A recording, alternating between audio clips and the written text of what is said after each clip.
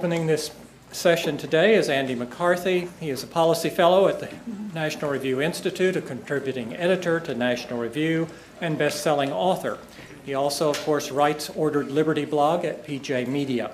He served as the Chief Assistant U.S. Attorney for the Southern District of New York, best known for leading the prosecution against the Blind Sheikh and 11 other jihadists convicted in 1995 on waging a war on urban terrorism against the United States. After the 9/11 attacks, he supervised the Justice Department's command post near Ground Zero. He has also served as a special assistant to the Deputy Secretary of Defense and taught law school courses on trial advocacy and constitutional law. Most importantly for today, he is the chairman of the Benghazi Accountability Coalition. Please join me in welcoming Andy McCarthy. It really is an honor to chair the Benghazi Accountability Coalition. I want to welcome everybody here for our program this afternoon. I've also had the honor the past few weeks to speak to people around the country because I've just written a book about presidential lawlessness called Faithless Execution.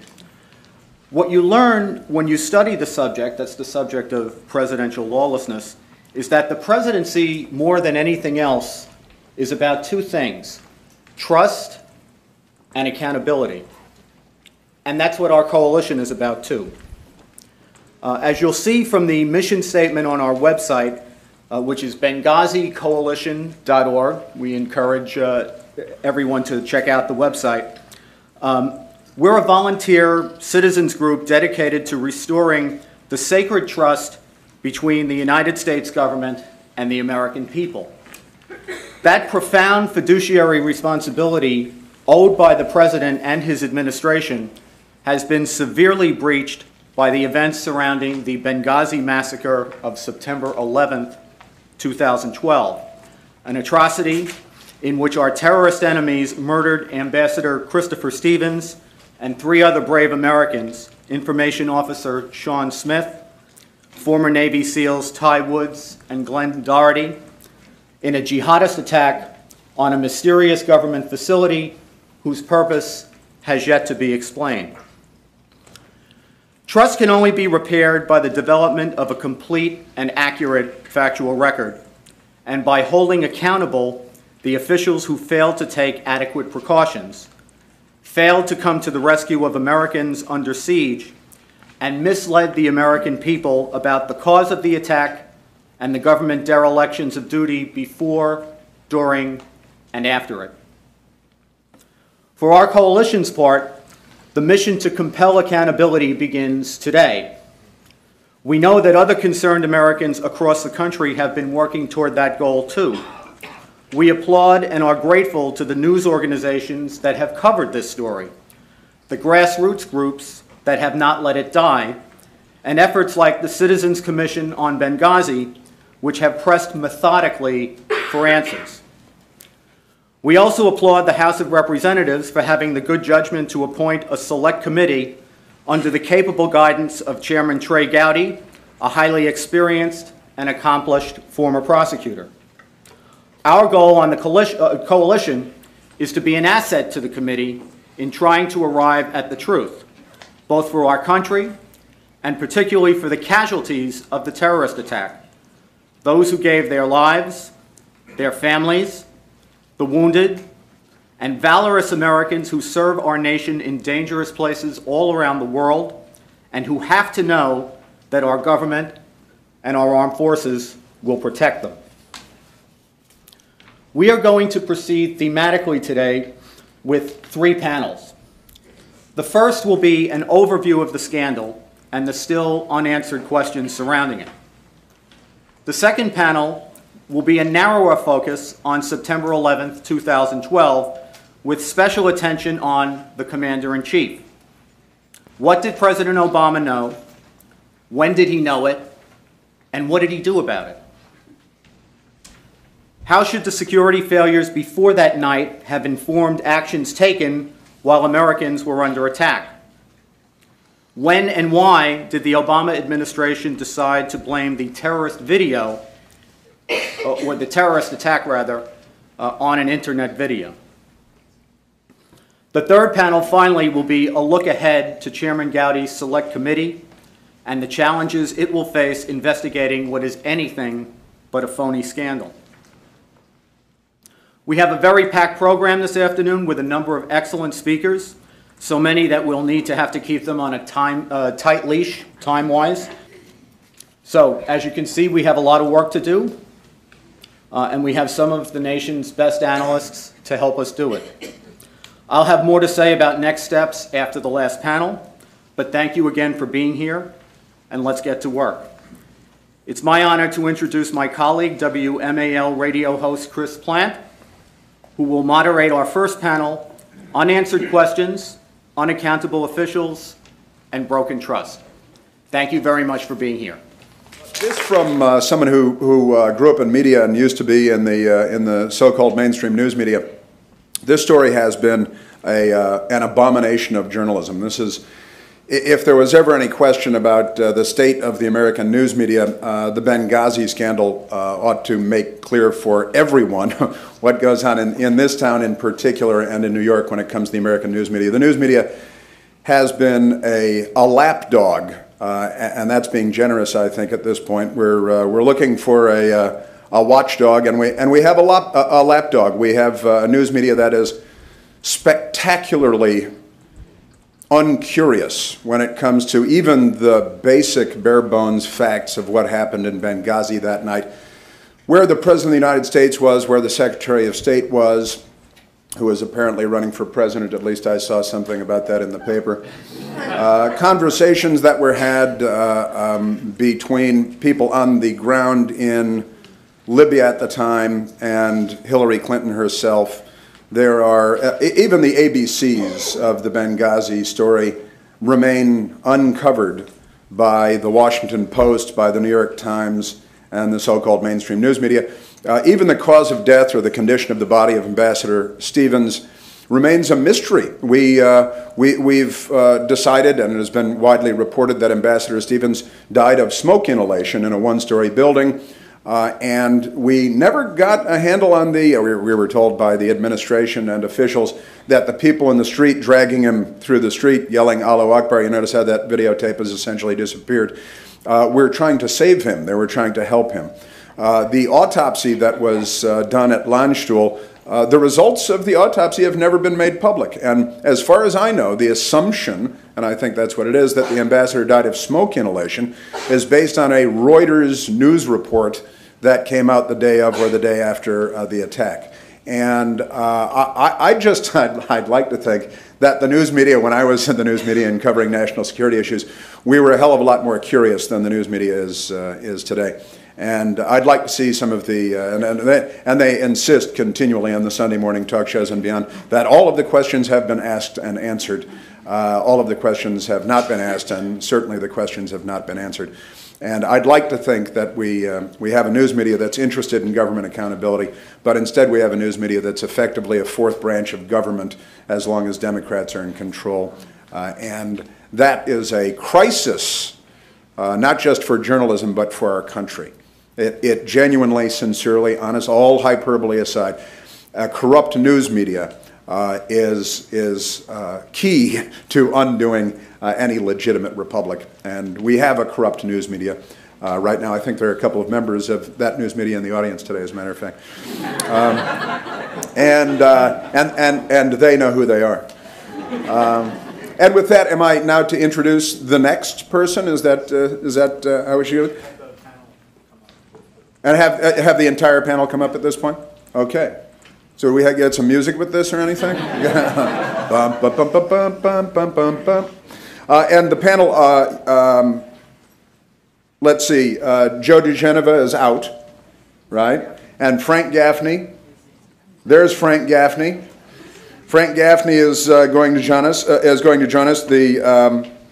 Frank Gaffney, of course, with the Center for Security Policy, former Assistant Secretary of Defense for Nuclear Policy. Is that right? Something like that. Is that close enough? Because I still have Clara Lopez's bio here, so I'm having to do this. Having to do this from memory. And all around great guy, serious man, writer, now activist, and has a great house out in Virginia that I was that recently on a beautiful day. And Brigitte Gabriel, there. I think everyone here knows Brigitte Gabriel. Passionate, effective grassroots leader focused on the threats to American security. Founder and president of ACT for America, the nation's largest grassroots organization devoted to national security and terrorism. Just to name a couple of credentials. Claire Lopez is next. Hey, there's Claire Lopez. I'm going to figure this out as we go along.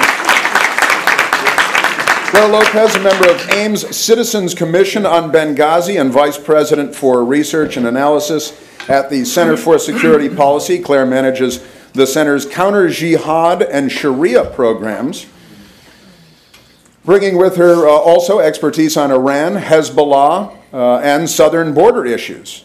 Being in her professional career as CIA operations officer, and later applied her national security expertise as consultant, intelligence analyst, and researcher in various contract positions within the defense sector. All sounds very cryptic. An instructor for military intelligence and special forces students, and lectures widely on Iran, Islam, and the Muslim Brotherhood, among other things. All right. Does that suffice? And I think the next one is me. Is it me? I'm your humble moderator. I have a radio show on WMAL. I also was, as I mentioned earlier, I was with CNN for 17 years. And for the last 10 years of that, I was stationed at the Pentagon, assigned to the Pentagon, where I covered the military and national security from 1994 to 2004. See General McInerney in the front row, too. It's an august group of people here. And with that, Admiral Lyons.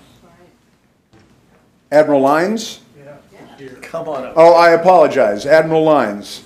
Don't let it happen again. I certainly won't. I suppose I should open with a broad question, and you're closest to me. Why don't I start with you? What is it that the American people aren't getting on Benghazi that we ought to be getting at this late stage of the process? Well, I think there are a number of things that the American people not only should be getting, but should be able to understand and should have their questions answered. That is part of the reason for the Benghazi Accountability Coalition, as well as the group that I am also a member of, which is the Benghazi Citizens Commission on Benghazi. I think that there are basically three areas that I would frame this in for the audience today and for the American people. And those three areas are principle, commitment, and integrity. In terms of principle, I think we need to answer and to think about who are we? What do we stand for as Americans?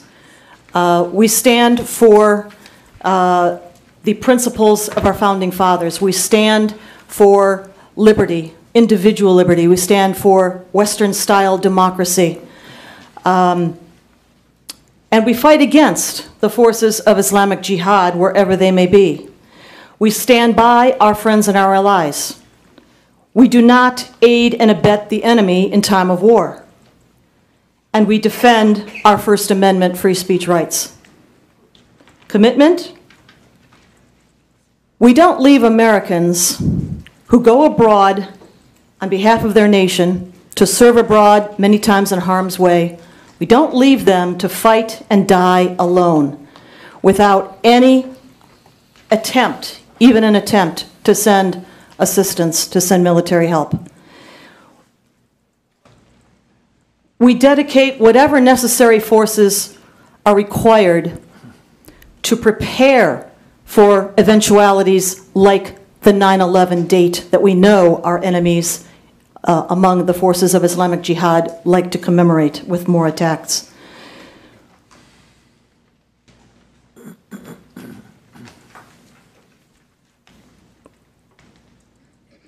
Let's go to the last one, integrity. This is the after part.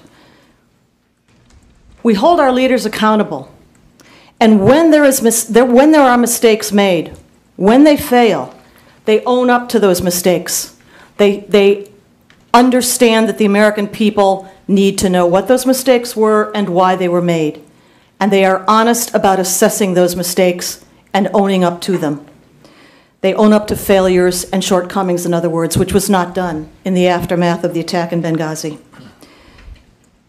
And when our leadership, under oath, before Congress, is less than honest, to put it mildly, they are held to account. And finally, when we absolutely know with certainty who killed our people and who is responsible for directing those attacks on the sovereign territory of our mission abroad in Benghazi, we bring them to justice.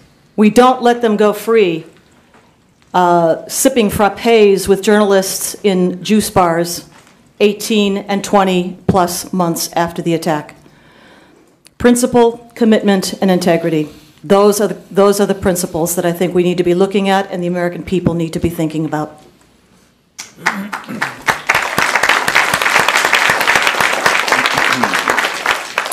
And up next is Brigitte Gabriel. I'm here speaking as the head of ACT for America. We are the largest national security grassroots organization in the United States with 280,000 members and 875 chapters nationwide.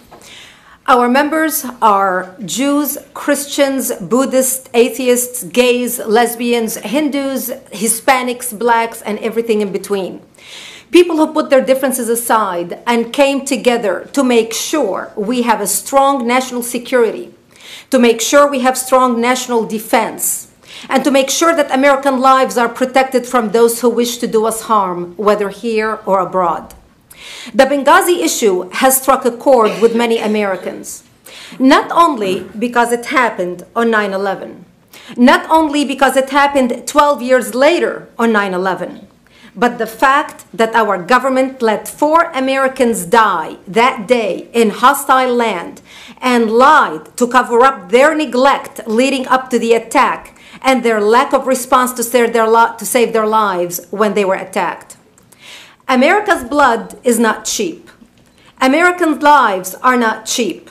We do not send our men and women to serve in dangerous parts of the world and then forsake them when they call begging us to help them.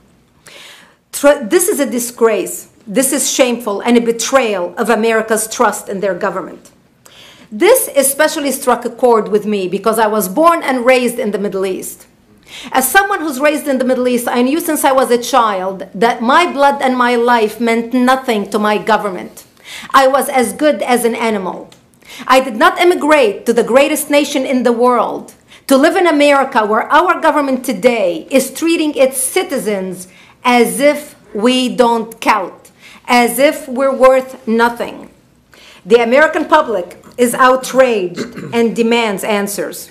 What type of message is this sending to our enemies, but also to our bright young men and women who are now in our elite colleges preparing to get into the diplomatic field and foreign policy and serve abroad representing our nation? America is not a nation that sacrifices the blood of its children, then covers up the evidence of neglect and betrayal. We are better as a nation. We deserve better as citizens than what we're getting from an incompetent government and a deceitful leadership. Over the last year and a half, ACT for America has worked closely with Representative Frank Wolf on the issue of Benghazi Special Committee. Our membership has placed thousands of phone calls to their federal legislators in support of the creation of a special committee. Thousands of our members have visited their elected officials back home in their communities and in Washington, D.C. during our national conference. And by the way, our national conference will take place this September 11th in Washington, D.C. on Capitol Hill. What better time to remind our elected officials of the importance of national security and strong defense than on 9/11? I urge many of you who are sitting in the audience here today to join us this 9/11 in D.C. And those of you watching us on the internet and in television For more information, you can go to our website, actforamerica.org.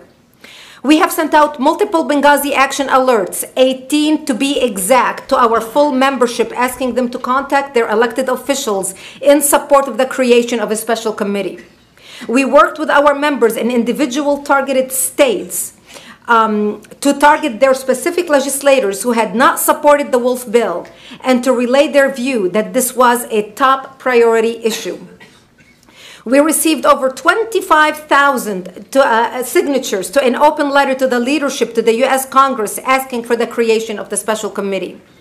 We are now a member of the newly created Benghazi Accountability Coalition, who has helped sponsor today's symposium. We will not waver in our commitment as the largest national security organization in the U.S.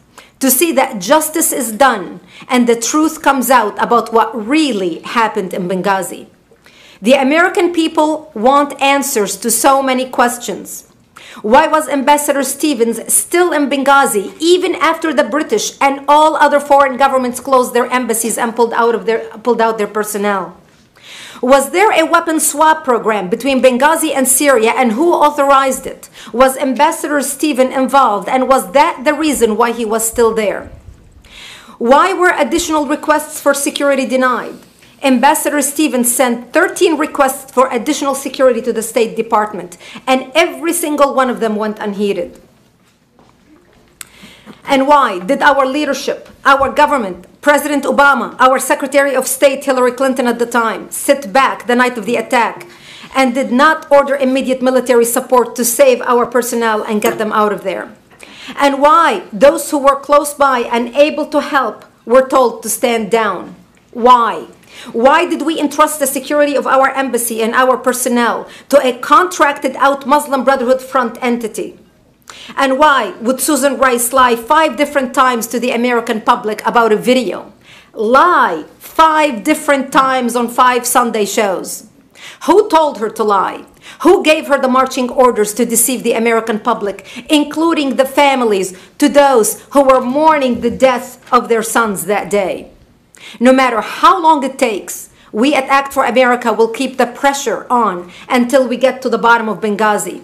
There is no statute of limitation when it comes to finding out the truth, and we are determined to get down to the truth. We will actively monitor the work of the Select Committee on Benghazi. We will see to it that those responsible for the death of 4 brave Americans are held accountable. We will see to it that justice is served no matter how long it takes. Thank you.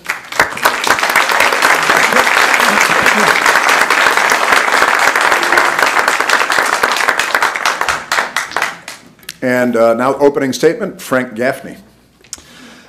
Well, Chris, let me say thank you for being here and for what you do in your day job.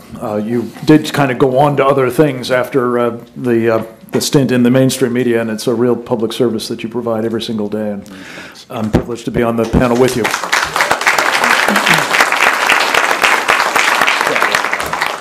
I also want to say thank you to this wonderful group of people who've come together to try to help all of us understand not just what happened on this occasion, this horrific occasion, but what we need to do to learn lessons from it so that it doesn't happen again under perhaps even worse circumstances with even greater casualties.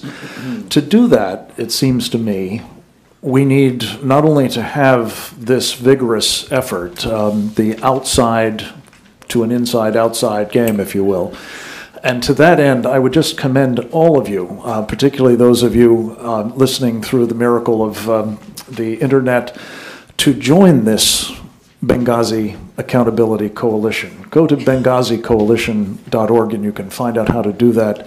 Your help, your voices, your organizational heft can make this an even more effective effort. But we also need to be clear about how we got into this mess. And the questions that I must tell you I'm most concerned about, that I think have gotten not only no answers, but more or less haven't even been asked, are some that deal with the policies that led up to this debacle. And I want to just give you 3 as illustrative of them. The policy of engaging legitimating, funding, and in some cases arming jihadists. People who make no secret about their determination to destroy us. To the contrary, they boast of it at every turn. It is in their doctrine, it is in their videos, they die for it, and they have entire networks. I don't know if they qualify as mainstream exactly, but Al Jazeera abroad and Al Jazeera America now are instruments of enemy propaganda that are designed to communicate unmistakably the intention of the kind of people the Obama administration has seen fit now for 5 years to embrace and otherwise embolden. And they are bent on our destruction. That is a policy error of absolutely unspeakable danger and proportions. To give you a sense of how it's working out, the guys who are now building a caliphate in Iraq are the sorts of people that not so long ago we were told we needed to help in Syria. And we were helping, it appears, gain arms from Libya under the administration of Chris Stevens. And I think the answer to the question, Brigitte, is yes, that's exactly what he was doing in Benghazi on that particular evening, meeting with the Turkish consul general as his last act. A second issue, a second policy problem that it seems to me has not been plumbed, and I pray that this select committee will get into it, is this whole notion that the success of the president's initiative on Libya was what was countermanding all of those requests for security improvements in Benghazi. The success of the lead from behind strategy, the success of the notion that throwing over Muammar Gaddafi with no regard for who would come next, let alone what would happen to the immense amounts of arms that he had cached all over the country, which apparently we would then set about trying to scarf up and at least send some to the next set of jihadists, or in some cases the same set of jihadists now doing business in Syria. But the point is that once you buy into this notion that success is having positive relationships with jihadists, and I'm not speaking of one particular strain of the particular group, it doesn't really matter whether they're Sunni jihadists or they are Shiite jihadists. In fact, they'll, as Claire Lopez has attested to on many occasions, they will work together as easily as try to kill each other when it serves their common purpose to destroy us. And this is part of the policy muddle, to put it charitably, hash up. I'm interested, by the way, in getting a hashtag hash up going. So if anybody's got some thoughts as to documenting this series of policy failures, please join me there. But the point is that if you believed that nothing was more important than promoting the fiction that the President of the United States had succeeded with his efforts in removing a tyrant, to be sure, but a tyrant who was at that particular time and for the previous couple of years our tyrant in Libya, in favor of any number of jihadist alternatives, then you find it not too hard to get to a point where you don't tend to the concerns or requests or pleas for security improvements of some of the people that you've sent into harm's way, literally into the crosshairs of those jihadists. I think this fits a larger pattern, and that's really the point of this conversation, is the policies that gave us Benghazi on this sort of circumstance are the policies that have led us to subordinate national security and even public safety to the political dictates of the moment of the presidency of the United States. And this creates conditions that I think we're going to witness playing out in Iraq, in Afghanistan, probably in a lot of places closer to home as well, maybe even indeed inside this country, if we persist in this notion that the public safety be damned, that the national interest be damned. Nothing is more important than persisting in the policies that apparently the president is attached to. And finally, just picking up on a point that both of my colleagues have made, the video meme. That was a singular affront, I think, to the intelligence of the American people. The fact that it was repeated weeks after it was known not to be true, including by the President of the United States at the United Nations, where he said, quote, "The future must not belong to those who slander the Prophet of Islam," unquote. A statement that you could have found on Al-Qaeda's website, or for that matter, that of the Muslim Brotherhood. This is an issue that we must address not just in the microcosm of what on earth was Susan Rice doing, saying it 5 times on the Sunday show, as much of an affront as that was, but what was the policy of the Obama administration from March of 2009 to today, which is to impose Sharia blasphemy laws on the American people. It is their purpose. Hillary Clinton was actively engaged in something called the Istanbul process, which was in conjunction with the Organization of Islamic Cooperation, which has been about this since 1999. And I just will leave you with this thought. When you hear Democrats in the United States Senate announcing their determination to amend the First Amendment of the Constitution of the United States, think about this. I suspect, were they to succeed, that it will not in the end just be political speech that will be restricted. It will be speech considered offensive to Muslims as well. And that's the policy that we need to have addressed, as well as the particulars that it helped encourage in Benghazi on September 11th, 2012. Thank you.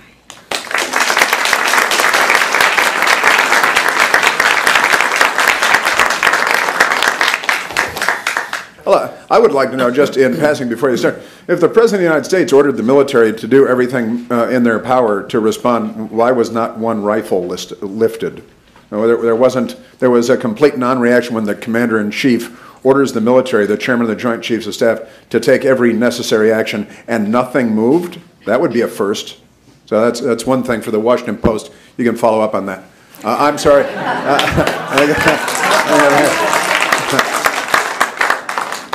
Greetings. My name is Jeffrey Damien Capella. I'm a 14 U.S. Army veteran, policy analyst, and now the president and founder of a newly established Soldiers Statesman Foundation.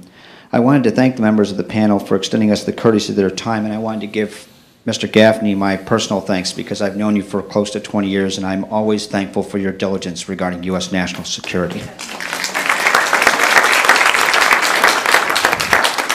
That said, I wanted to revisit an issue that I would contend is a core tenet that in part defines the Benghazi scandal, indeed an issue that is similar to the focus of one of your most recent reports, Mr. Gaffney, which is agents of influence. I'm, of course, speaking to the increasing impact of the role of United States adversaries' strategic information and influence operations within and against the United States has on both U.S. policy as well as the outcome of contemporary inter- and extra-state security concerns. Mr. Gaffney, given the importance and significance of soft power, I was wondering if you can elaborate in more detail the role and impact that contemporary adversaries' strategic information and influence operations played in both the demonstrably suboptimal, indeed criminally incompetent response to the jihadist assault on the United States' facilities in Benghazi. Well, thank you. This will only take the rest of the afternoon, I'm afraid. Thank you for the question and the send-up. Look, influence operations and information dominance, soft power techniques, if you wish to call them that, are things that I have the feeling, with the exception probably, I'm hoping, Claire has been training people so she may have a sense of this, of a relative handful inside the United States government at the moment. We are witnessing basically the table being completely run by people who are deeply knowledgeable and deeply skilled in this, who are on the other side. And something you alluded to is of concern to me. And I hope that this will be a subject for the Select Committee. Does it matter that in every single one of the national security agencies under this administration, we have had people with identifiable associations, some of them quite extensive, to the Muslim Brotherhood, in advisory positions, or in some cases actually on the payroll? And if it's mentioned in polite company, it's considered untoward. Congresswoman Michelle Bachmann was taken out and shot politically on the floor of the United States Senate by John McCain, a member of her own party, for having asked the Inspector General of the State Department to examine in 5 different agencies, but he took particular exception to the fact that the Deputy Chief of Staff of Hillary Clinton, the Secretary of State, one Huma Abedin, also known as Mrs. Anthony Weiner, had for at least 12 years extensive family, as well as Andy McCarthy has pointed out, personal ties to the Muslim Brotherhood. Now, how many of these policy issues, embracing the Muslim Brotherhood, overthrowing Muammar Gaddafi and bringing to power the Brotherhood or worse, or promoting this meme that we must adhere to Sharia blasphemy laws, how many of those issues do you think someone with deep personal and family ties to the Muslim Brotherhood would be encouraging the Secretary of State to observe and embrace? I don't know, but I think it's at least worth, if not an Inspector General investigation, which did not happen, certainly the attention of the Select Committee.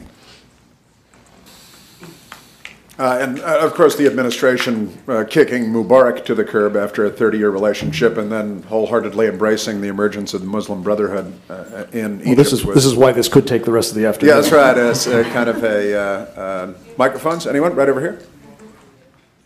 Yes, my name is Bob Petruzak, and I'm a member of Bridgette's organization. And I'd like to direct my question primarily to Mr. Gaffney, because it does go to policy.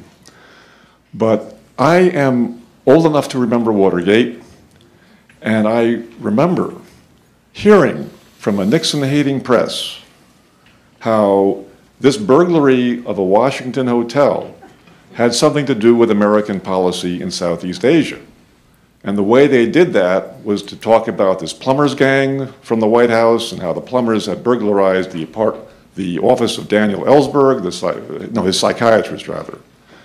And very soon, the anti-war left had a big gift from that Nixon-hating press. And in Benghazi, we have an event that should not require Mr. Gaffney's expertise and intelligence to know has something to do with American policy in the Middle East. Yet the media, and the nation for that matter, does not want to seem to make that connection. And my question is, what can we do? What can we do when we leave this room to have the media or preferably our entire nation see that connection? That when our administration hires a jihadist group called the February 11th Martyrs Brigade to secure 2 facilities in Benghazi, when they're both stormed by jihadists with 4 heroes dying, that this has something to do with our policy in the Middle East. What can we do? Well, I'm going to ask my two colleagues to speak to this too, because this is obviously why we're here. Did I mention joining the Benghazi Coalition? That would be a place to start. Joining Brigitte's terrific organization is another great place. We need people to be active. I think what should come, if we are helping them and holding them accountable out of these serious investigations, which I trust Trey Gowdy will be able to undertake, will be plenty of evidence that this is not simply an isolated incident. It is part of a policy nightmare that has been 5 years in the making and is persisting today and is likely to get worse. Mark this, what we will be talking about for sure in the period between now and when this committee does its work is Iraq and Syria and Libya and perhaps Egypt and, you know, the broader areas, Nigeria, that are now increasingly under the sway of the people that we have been emboldening and legitimating. So I would start with becoming active in organizations and doing everything you can to join in the effort to ensure that what comes out of this Select Committee's activities is not what we saw out of the 5 congressional investigations conducted to date, which is not very much. Do you guys want to add anything? Maybe I would add just something very quickly, and that might be that in addition to everything that Frank has mentioned, and of course joining the Benghazi Accountability Coalition would be to hold your own local representatives accountable. Keep on them with telephone calls, with emails, pester their offices with your questions and your demand that they be part of the solution to finding the answers to what happened in Benghazi. In particular, those who are identified as now being a member of the Select Committee, be they Democrats or Republicans, that you hold them to account and let them know that you're watching what they do. Great point, and I want to add to that, as the president of Act for America, go to our website, actforamerica.org. We send out emails and action alerts when we were gathering the names for the Select Committee on Benghazi, and we helped Congressman Wolf gather over 190 co-sponsors. We would target certain states where we knew members of Congress have not yet signed on the committee, and we would get our members in that state to target these specific elected officials. You need to be on our email list so you can be notified, so we can reach you when we are working on any bill, whether this bill, whether the freedom defense of speech bill, whether any of the other bills we are working on. And right now we have a lot of bills that we are working on nationwide in different states and also on a federal level. We need to be able to reach you so you will know how you can make your voice effective in this fight. We have to educate our local elected officials, and we also have to educate our government, because right now we have a leadership in the White House that is incompetent, uninformed, or willfully blind about these issues. And right now they want to talk to the Iranians. I mean, this is the level. This is what you get when you have a community organizer sitting at the White House acting as CEO of our country. You get inexperience.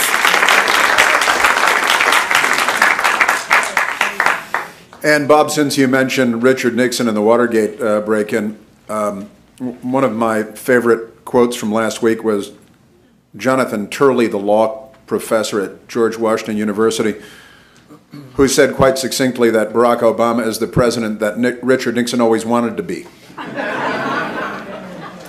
And he's a liberal, Turley. I don't think he meant it as a compliment. I'm not sure. We have some questions from people watching online sent in by email, and I'm just going to use partial names because I don't know if people really want their names out there. But from Glenn, he says he was stationed, a now retired colonel, says he was stationed in Germany at the time of the attack. He said the morning after he heard, and I don't know whether anyone has any inside scoop on this, but I've heard the same story. Says the morning after he heard from several sources, including a West Point grad, a lieutenant colonel, that General Ham, General Carter Ham, who was the commander-in-chief, the commander of AFRICOM at the time, had been removed from the AFRICOM Joint Operations Center and placed under house arrest. Now, this is something that's been flying around for a long time. And I don't know whether anybody here has any awareness of this allegation, this story that has been going around, whether you'd put it to rest or know it to be true or what. And he said a few days after the attack, asked a Special Forces colleague who worked in the AFRICOM Joint Operations Center if he had been asked to sign non-disclosure agreements regarding the things that happened during the attack. Do you know whether people that were there were asked to sign non-disclosure agreements? We had very unusual a step in the Bo Bergdahl case when he deserted, apparently, that his fellow soldiers were asked, and I've never heard of that before under those circumstances, non-disclosure agreements. So I wonder if you know anything about non-disclosure agreements that were required for people at Benghazi or in Libya at the time. Everybody's mysteriously disappeared, no media interviews. We know that at least one person was at Walter Reed or Bethesda Naval for months afterward because of severe injuries that were sustained at Benghazi. And so why don't we start with General Ham, whether you can put that to rest, non-disclosure agreements. Anybody have any awareness of either of those? In terms of General Carter Ham, what we do know is that on the date of September 11th, 2012, he was actually not at AFRICOM command headquarters in Stuttgart, Germany, but rather happened to be at the Pentagon. And he was one of the first, according to reports that we've seen, who got the information that there was a terrorist attack against our mission. And he immediately coordinated and spoke with both Secretary of Defense Leon Panetta at the time, and also with the chairman of the Joint Chiefs of Staff, General Martin Dempsey.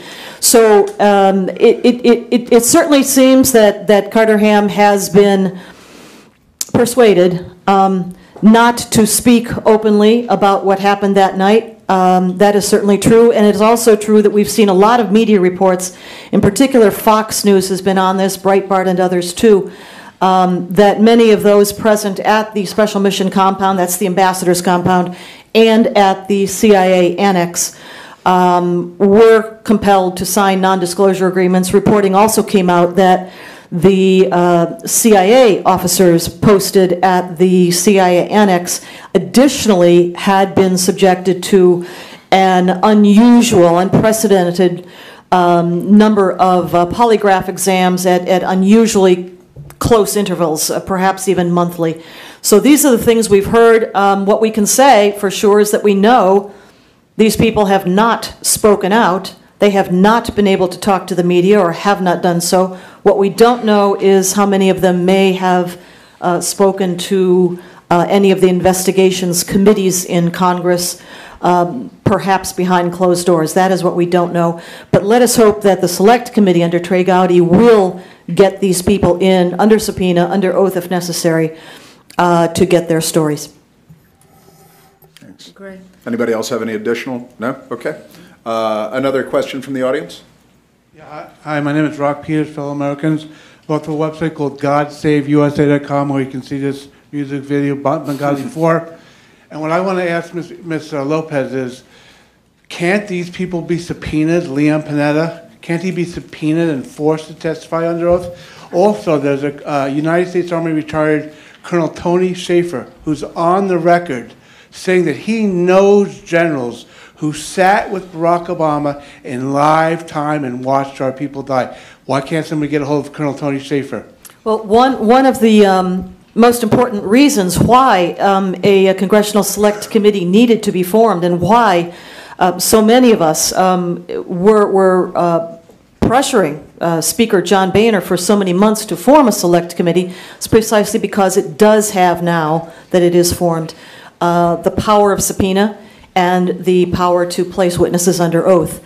Some of that, again, may occur behind closed doors, and we may not know the outcome of that testimony. But from what we have heard so far, at least from Representative Trey Gowdy, he is determined to call people back, including Secretary of Defense Leon Panetta, perhaps Secretary of State at the time, Hillary Clinton and others, and they should be called back and placed under oath, and their testimony and the discrepancies in their testimony and what is known need to be examined. Tony Schaefer, excellent analyst, he's a friend besides, and he would be a very good contact for us to talk to. And on the matter of President Obama being in the Situation Room watching a live stream, there seems to be some question as to whether that's actually the case or not. We don't, that's one of the things that we just have no clarity on. I think we've gotten different versions of the same story from different sources over time, and I wonder if the Washington Post knows whether the president was in the Situation Room all night or whether the president, as was reported early on, went to bed at 9 o'clock. Well, Tommy Dude, like that was so 2 years ago, said that the president was not in the Situation Room. Right, right. Yeah, I think this is really peculiar. Dan Bongino, who used to provide Secret Service protection for President Obama, has pointed out that you would know where he was, at least in the family quarters or in the sit room, for sure. Yeah, they've got low if anybody wanted to know. Yeah. And I'm hoping, again, we keep coming back to Trey Gowdy to find out the kind of information that we certainly want to know, and I hope that that's the purpose. Yeah, and that's right. Tommy Vitor of Dude fame said that he was in the White House, Dude, but you know, he wasn't there because Tommy was in charge apparently in the sit room on the horn with chicks, and he was working it, Dude. You know. One other bit of information that has come out through different reporting is that there were surveillance drones positioned above Benghazi, at least as of about 11:07 p.m. Benghazi time. First one was there, it ran out of fuel reportedly and was replaced by another, but these were not armed, but they were surveillance drones, and that feed had to be going to a lot of people. And this is the wonderful thing about having the Select Committee on Benghazi. I mean, finally, we have a committee that has subpoena power to bring the right people to say the right thing so we can get down to the truth. And a lot of mainstream media said, well, we already had 4 committees on Benghazi. What difference does it make? The difference is none of the other committees had the subpoena power to be able to call someone and put them under oath and force them to speak the truth. And that's what we have now, and that's what we can get to the truth. And we hope, and we have no doubt that this Select Committee under Gowdy will be able to get to the bottom of it. And they need our support, and we need to monitor what they're doing and keep an eye. Just because we have Select Committee does not mean that we need to just look in the other way and somebody else is taking care of it. You still need to hold your elected officials responsible and keep watching the decisions that they make. Amen. Over here for the next question. Assalamu alaikum. Peace to you all. My name is Saba Ahmed. I'm a law student at American University. I am here to ask you a simple question. I know that we portray Islam and all Muslims as bad, but there's 1.8 billion Muslim followers of Islam. We have 8 million plus Muslim Americans in this country, and I don't see them represented here. But my question is, how can we fight an ideological war with weapons? How can we ever end this war? The jihadist ideology that you talk about, it's an ideology. How can you ever win this thing if you don't address it ideologically? Frank? Well, I'm glad to see you're representing Muslims in this company. I don't want to speak for anybody else but myself, but I think I can say safely that there isn't anybody on this panel who thinks that all Muslims are the problem. Right. I certainly don't. What we have been trying to help people understand is the ideology, to use your term, the doctrine, if you will, the program, agenda. I don't know what the best way to describe Sharia is, but that's the default line, I think, between Muslims who are decidedly the problem because they believe it is Allah's will, God's will, to impose that program on everybody else, Muslim and non-Muslim alike, on the one hand, And on the other hand, you have lots of Muslims who don't follow that program, may not even know what it's about, don't speak Arabic, aren't imbued with the traditions of the faith as out of Saudi Arabia, for example. And they are not necessarily the problem, at least not yet. But what makes these policy things so important, it seems to me, and why it is imperative that we understand it, is not just that we don't know that we're fighting an ideological war against people who are absolutely convinced of the supremacy of their ideology. But because, as a practical matter, we're engaged in a situation that is becoming vastly worse, in part because we keep embracing people who are imbued with that ideology. This is why I come back to this idea of legitimating and engaging and funding and arming the Muslim Brotherhood. These are exponents of Sharia. It is part of their agenda very explicitly to impose it, as I say, on everyone else. So I thank you for the question, and I think we absolutely do need to deal with this as an ideological war, at least in part, or at least understand that the ideology that is driving the violent jihad on the one hand, and every bit as importantly, what the Muslim Brotherhood calls the civilization jihad on the other. Many in the government, if they're thinking about this at all, are focused on the sort of dangling shiny object, dangerous as it is, of violent jihad. But they're missing entirely that other piece that I talked about in connection with Huma Abedin and others, which is the subversion, the not so much non-violent form of jihad as the pre-violent form of jihad, with which they hope ultimately to take us down just as surely as the others who embrace violent jihad seek to do. But at the end of the day, it is something that brings them together, whether it's ISIS, whether it's the Taliban, whether it's Al-Qaeda, whether it's the Muslim Brotherhood, whether it's dozens of others, is Sharia. And we do have to get that straight. Yeah. Great. Great question. I am so glad you're here, and I am so glad you brought that up because it gives us an opportunity to answer. What I find so amazing is since the beginning of this panel, which we are here about Benghazi attack against our people, not one person mentioned Muslims. We are here against Islam, or we're launching war against Muslims. We are here to discuss how 4 Americans died and what our government is doing. We were not here to bash Muslims. You were the one who brought up the issue about most Muslims, not us. And since you brought it up, allow me to elaborate with my answer. There are 1.2 billion Muslims in the world today. Of course, not all of them are radicals. The majority of them are peaceful people. The radicals are estimated to be between 15 to 25%, according to all intelligence services around the world. That leaves 75% of them peaceful people. But when you look at 15 to 25% of the world Muslim population, you're looking at 180 million to 300 million people dedicated to the destruction of Western civilization. That is as big of the United States. So why should we worry about the radicals, 15 to 25%? Because it is the radicals that kill. Because it is the radicals that behead and massacre. When you look throughout history, when you look at all the lessons of history, most Germans were peaceful. Yet the Nazis drove the agenda. And as a result, 60 million people died. Almost 14 million in concentration camps. 6 million were Jews. The peaceful majority were irrelevant. When you look at Russia, most Russians were peaceful as well.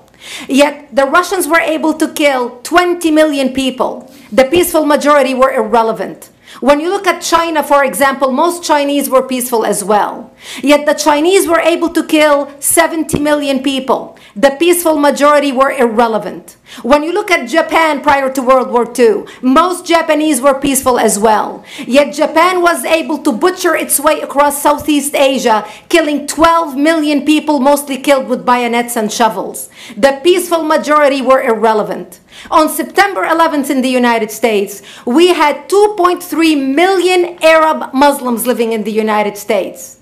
It took 19 hijackers, 19 radicals to bring America down to its knees, destroy the World Trade Center, attack the Pentagon, and kill almost 3,000 Americans that day. The peaceful majority were irrelevant. So for all our powers of reasons and us talking about moderate and peaceful Muslims, I'm glad you're here. But where are the others speaking out? And since you are the only Muslim representative,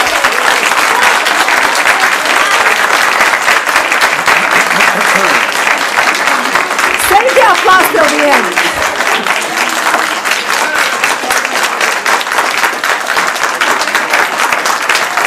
Thank you.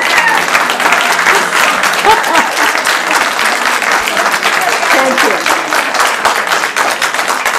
And since you're the only Muslim representative in here, you took the limelight instead of speaking about why our government, and I assume, are you an American? You're an American citizen. So as an American citizen, you sat in this room and instead of standing up and saying a question or asking something about our 4 Americans that died and what our government is doing to correct the problem, you stood there to make a point about peaceful, moderate Muslims. I wish you brought 10 with you to question about how we can hold our government responsible. It is time we take political correctness and throw it in the garbage where it belongs and start calling it state.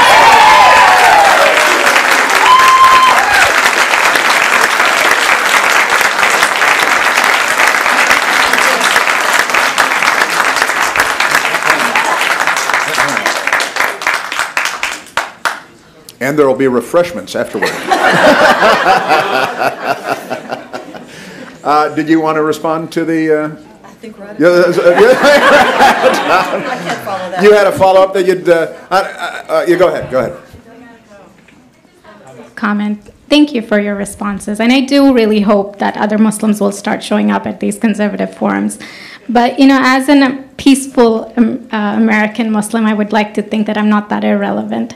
I'm just as much an American, and I'm very deeply saddened about the lives that were lost in Libya. And I hope that we will find justice for their families.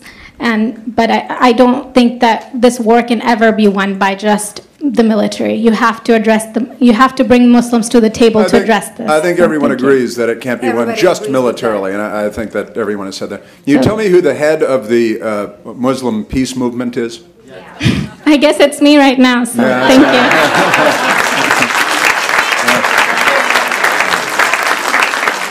All right, thanks. Why don't we go over here? Are we? We're out of time? Wow, that was fast. Holy cannoli.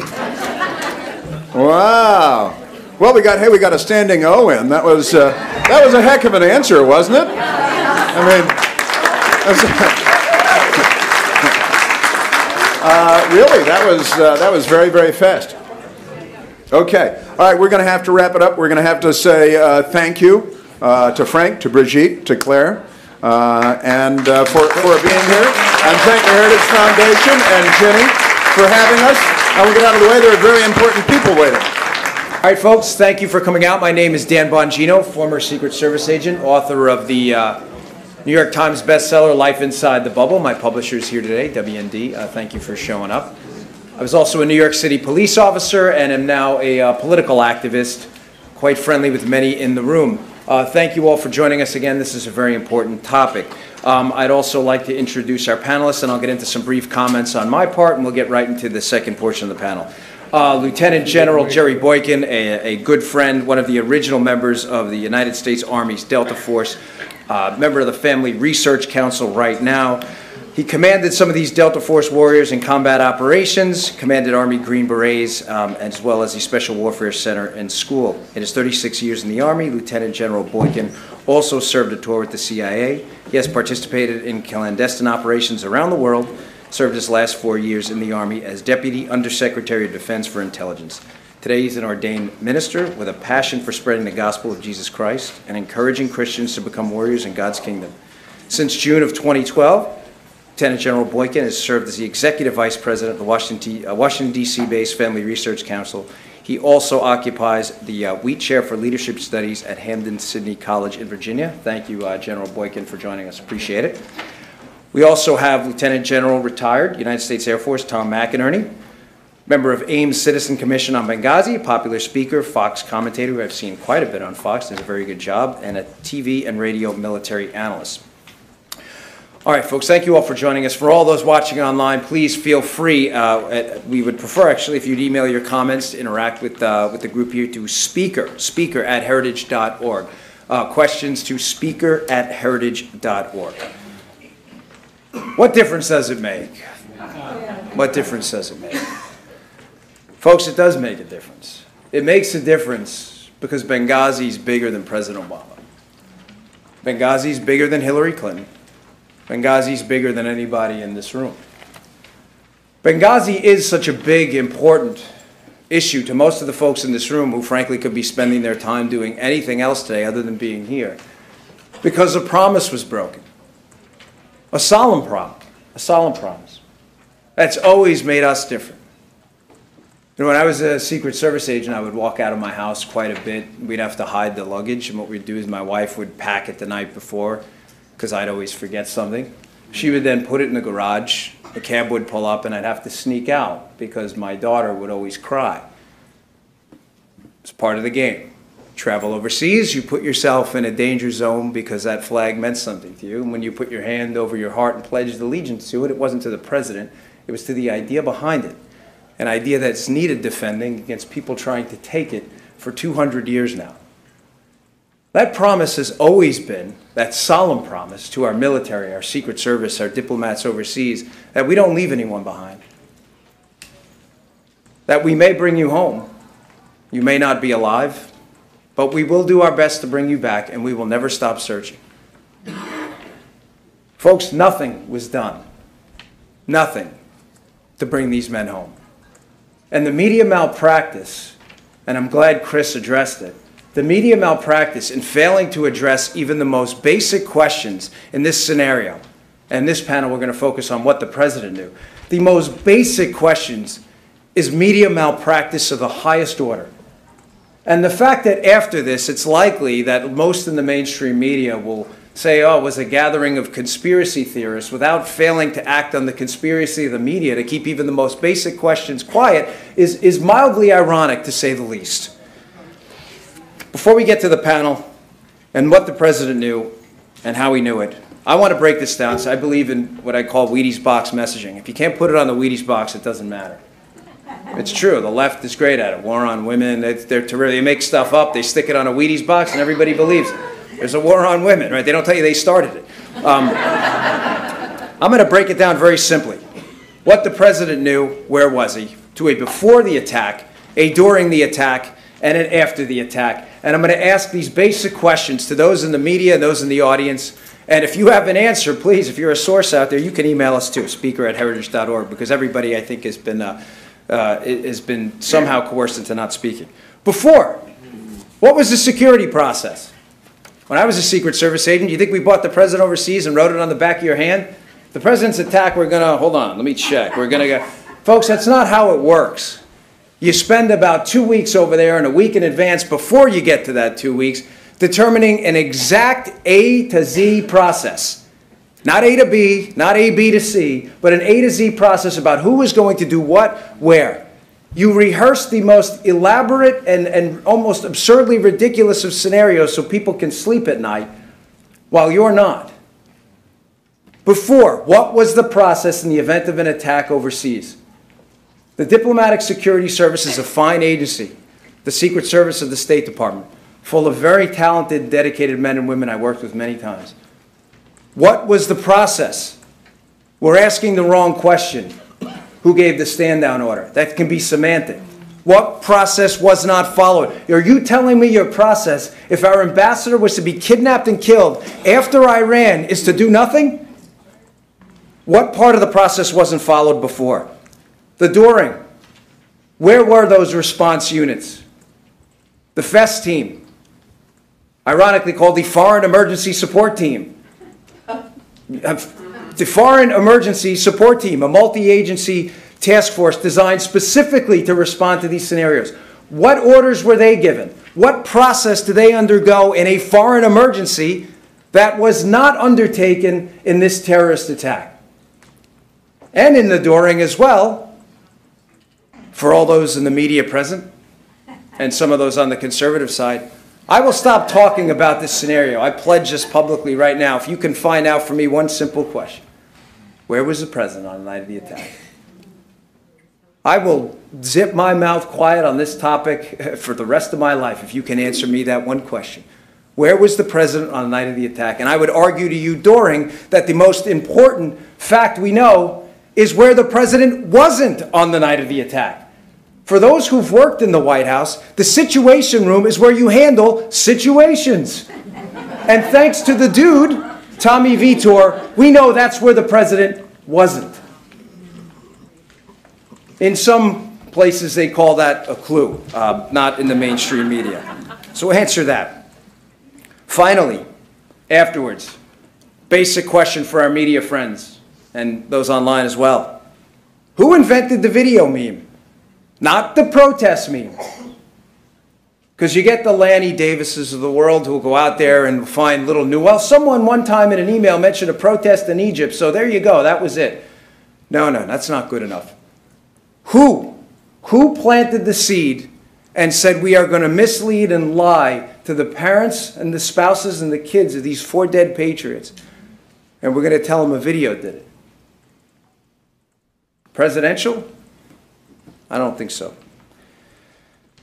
Folks, just answer the questions. That's all we're asking.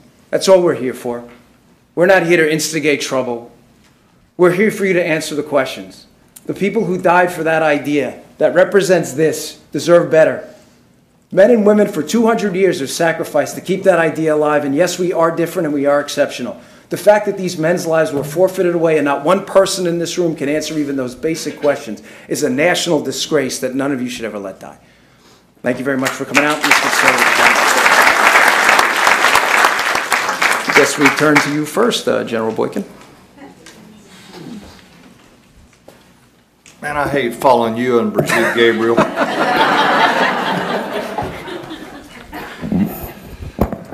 Say what you mean. Don't hold back. Just say what you mean. Get it all out. Yeah, get her another. Yeah. I thought I was ADHD. I am not, by the way. It's a courageous woman here. I strongly encourage you to get involved with her activities. But that said, I'm tired of hearing two things. One is we couldn't have gotten there in time, and the other one is that there was nothing available. This whole thing is not just about the lives of 4 people. This is about the character of America. This is about who we are as a nation. This is about the violation of one of our most fundamental ethos in this nation. Others have talked about it already. We don't leave people behind. Now, somebody contacted me the other day and said, well, you have said that Bo Bergdahl was a deserter, and you're not standing with the concept of you don't leave people behind. And I did a program last week on CNN where the guy that was kind of arguing against me said, we don't leave our fallen comrades. You're absolutely right, we don't.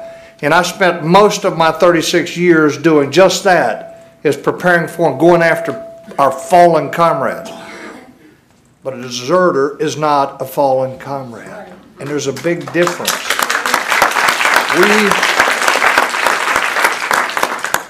Just think about the fact that we let 4 people die without any effort to rescue those people under this, under a notion that I don't even understand, but we just released 5 egregious criminals that are going to go back out and start killing people. They're going to run operations from Qatar and justify that for me. No, we don't leave Americans behind, those that we've put in harm's way when they are there doing the job we sent them to do. But this is an absolutely egregious situation that we violated a long-standing American value by leaving those people behind. Were there forces available? The Delta Force was created in 1978 because of the growing concern about Islamic terrorism.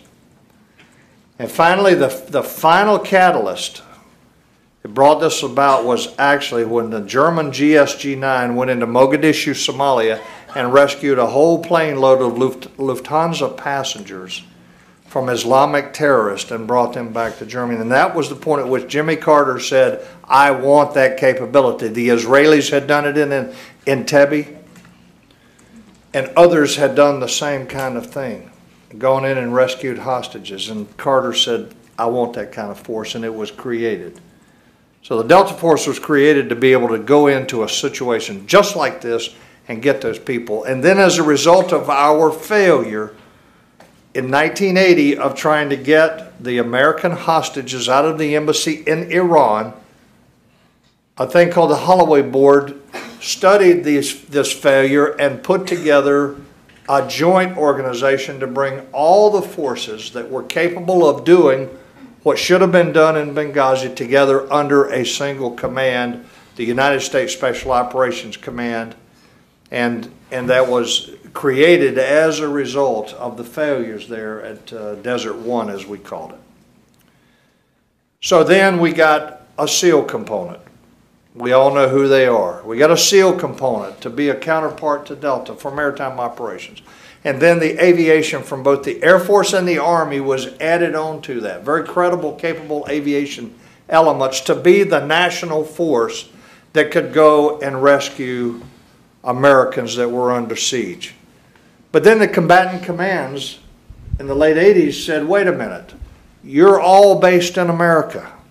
We need capabilities in our theaters that will allow us, if we can't get you there in time, we need capabilities in our theaters to be able to do this in our own theater with forces that are under our command. And the military went to great length and great expense to create what is called the CINC, or Commander-in-Chief, in Extremis Forces. In the theater that we are talking about now, they had both a SEAL organization as well as an Army Special Forces organization, and they had the aviation to support it. They had Air Force aviation primarily, and we're talking about aviation that can move them anywhere they need to go, and none of it was used. And the reality is, Dan talked about the FES team. As they were moving these sinking extremist forces into these theaters so that they'd be a counterpart to the national force, which was based in the continental United States. So if you couldn't get the national force, you could use whatever you had at your command, at your disposal, inside the theater. But then in Washington, they began to put together some things that I think Tom will talk about. The Foreign Emergency Support Team was one of those. And one of the most fundamental questions that needs to be asked is, who made the decision not to deploy them and why? Because if you make a decision not to deploy the Foreign Emergency Support Team, it means you're not serious about it. You have no intention of responding militarily to this situation. You're not serious. Who made that decision and why? Why did they make that decision? But there's also something else that nobody's talking about, and that's the coordinating subgroup at the National Security Council. Dan knows about this. There's a coordinating subgroup that meets on a regular basis on terrorism in general. But it is the normal practice when there is a crisis that they meet in a crisis mode. Did they ever meet during this? It carries the sort of the same connotations as far as I am concerned as not deploying the Foreign Emergency Support Team. It means they weren't serious about it. They had no intention of ever deploying any kind of military force. So I'll leave it there and we'll come back around for questions, and now let Tom talk to you about, okay, if we've got forces both in theater and here in the continental United States that were designed and put there to respond to this kind of situation, what happened? Why was there no response? What I'd like to start out with is, first of all, the DOD JCS, Joint Chiefs of Staff, Command and Control System. State Department has a similar one, but I think it is rich in information that will help us answer some of the questions that Dan and Jerry brought up. The key thing is, as former commanders, we always know when anything happens within 15 minutes or less, you must get out a OPREP 3, Operations Report 3 Pinnacle, which is the highest priority, which lets the world know that you've had an attack, you've had a major aircraft accident, in the nuclear case, if something goes off nuclear. This is a flash message that gets out. And it goes to the National Military Command Center. It goes to all the combatant commanders. It immediately lets everybody know what's going on. Now, this is very important because, as Admiral Lyons knows, and a former Commander-in-Chief of the U.S. Forces, U.S. Navy in the Pacific, PAC Fleet, that tips everybody off that there's trouble. And it's important that the Gowdy Select Committee gets in and gets these facts. Now, it's supposed to go out the fastest means possible. What they normally do is they pick up the phone and they call out, we've had an attack, we've had an accident, whatever it is, and we're following it up with a message. So you're probably going to get something to command centers, and remember we had a tactical operations center at the consulate there that was right next to the building that Ambassador Stevens was in. So the first thing I'm assuming, and they should have done, was pick up the phone and probably called either State Department or the embassy in Tripoli.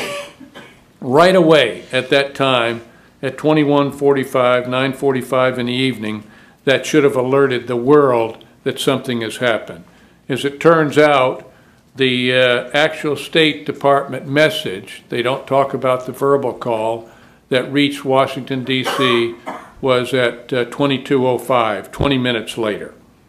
And these times are very important because it gets into what Jerry and Dan are talking about of could we have responded?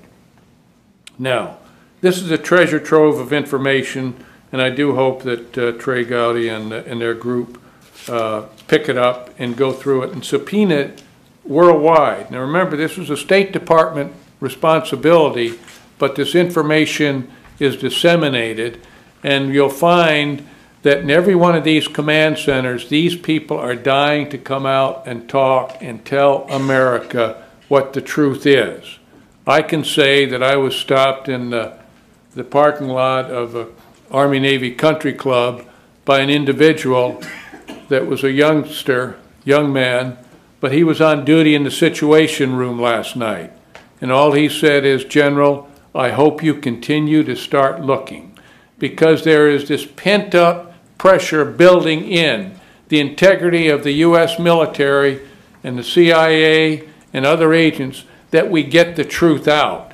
And once they're given that opportunity, and I do believe this select committee will get that opportunity, they will start talking. Just like Fox News had the other night, they had the pilot of the C-17 that went from Ramstein down, picked them up, and brought all the survivors, to include the 4 killed in action, and they were killed in action, back to Ramstein.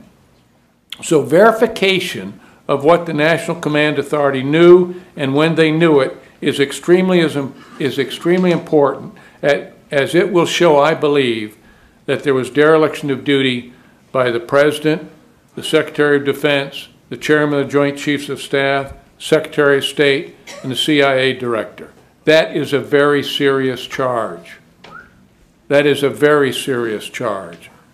And it was done in violation of the law of the United States because it was enabling a presidential election campaign. And the mainstream media has completely ignored it. Shame on them. Shame on the corruption.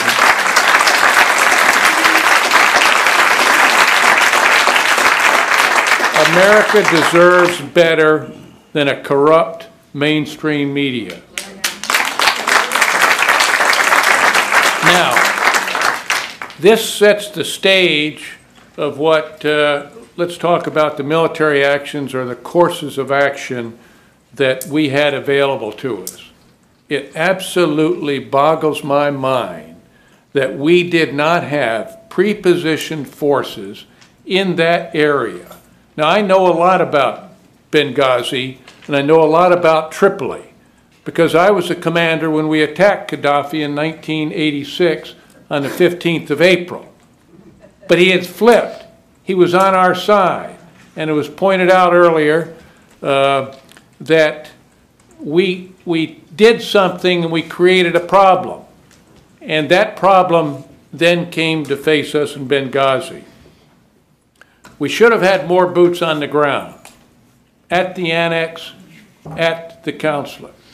Should have been there. We should have had pre-positioned forces, airborne, a Global Hawk, which can stay airborne 24 to 32 hours, takes off from an Italian base there, and it should have been airborne. We should have had airplanes airborne in the Mediterranean with tankers. F-16s out of Aviano flying with tankers out of either Germany or Rota.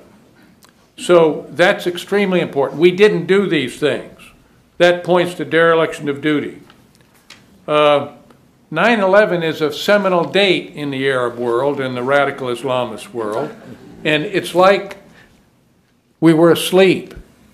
What was going on? It's a normal day. Was that because of the election coming up and the saying that Osama bin Laden is dead, GM is alive? Were they portraying a narrative on us? I think we're going to find that out. But even more so, Zawahiri, the day before, 15 hours before, put out a videotape that said, we want to avenge the death of al-Libi, who was killed that June of 2012, by a drone strike. We want to avenge the death of al-Libi, who was from Libya, in Libya. I mean, if the flashing lights are not going on, we've got a major problem. So where was the National Command Authorities on that? Were they alert? There was more than enough information, but then we found out from the pilot of the C-17 that NSA was tracking the cell phones of our people, the American cell phones. Well, I suspect they were tracking other cell phones and knew exactly what was happening time phase. That should be made public to the committee. Did not the riots in Egypt send us a signal? What was going on in the National Command Authority's mind? Now, the courses of action, once attacked, because we, I believe, were derelict in our duty at 21:40 that night, the Ambassador Stevens called Hicks and told him, his DCM, and told him they were under attack. So right away, everybody knew they were under attack. It was no video. He didn't say there was a video out there. He said we are under attack. At 21:59, 9:59 local time, the JCS J3 ordered a special ops from Sigonella diverted to Benghazi. At that time, and it's very important, we should have launched F-16s and tankers, and they could have been airborne in 2 hours, and launched them down there to a holding point. That's extremely important because something could have been done. Nothing was done. Now, because that happened, the FEST, as was mentioned earlier by Jerry and Dan, the Foreign Emergency Support Team, can you believe this, was up in Croatia.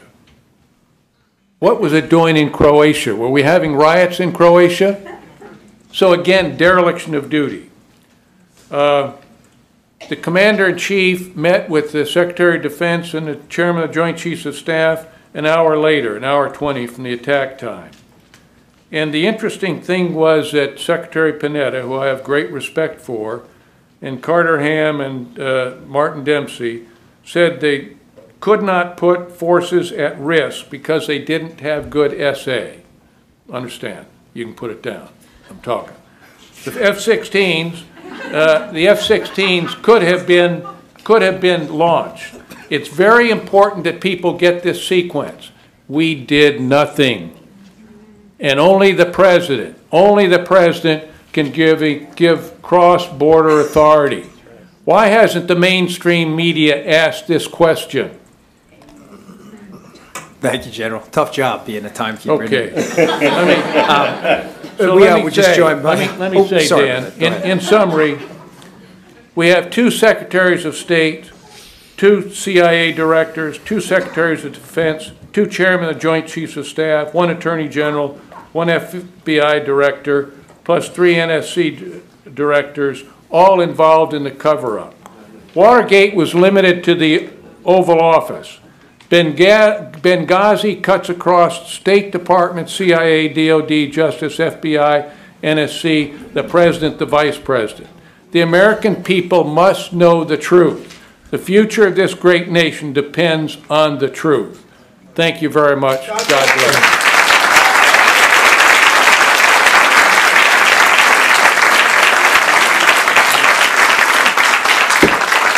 Sorry to interrupt there, General. Certainly don't want to incite your ire on that. My apologies. No problem. Joe DeGenova just joined us. Quick bio on Joe, and then a reminder also as well. Joe is a founding partner of DeGenova and Tunsing, a former U.S. Attorney for the District of Columbia, former Chief Counsel and Staff Director of the U.S. Senate Rules Committee, and a former independent counsel, also a former Special Counsel to the U.S. House of Representatives, and a frequent contributor on WMAL as well. Thank you, Joe. The floor is yours. Thank you very much. Thank you all for being here at the beginning of a long journey. A journey that should have happened a long time ago, but was stopped by incompetent leadership in the House of Representatives and incompetent chairman in the House of Representatives. I'm going to say some things today. That will not sit well with a lot of people on Capitol Hill, particularly Republicans. But let me just say this from the outset. I'm a Republican, and I don't like the way we've performed as Republicans in the House of Representatives on Benghazi.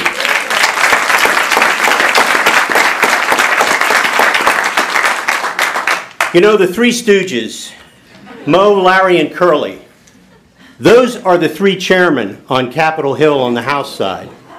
And what they did is an abomination. For 2 chairmen, it was incompetence. That would be the House Foreign Affairs Committee and the House Armed Services Committee. 1 committee, the Intelligence Committee, was venal. The chairman of that committee, Mike Rogers, actually subverted the investigation into Benghazi. And that's why he's not coming back to Congress. That's why he retired. That's why out of the blue, when no one saw it coming, Mike Rogers decided he wasn't going to seek another term. The reason was very simple. He had a revolt on his committee. Mike Rogers and his senior staff, one of whom is Mike Allen, who is now working with the Clinton Consulting Group in New York City.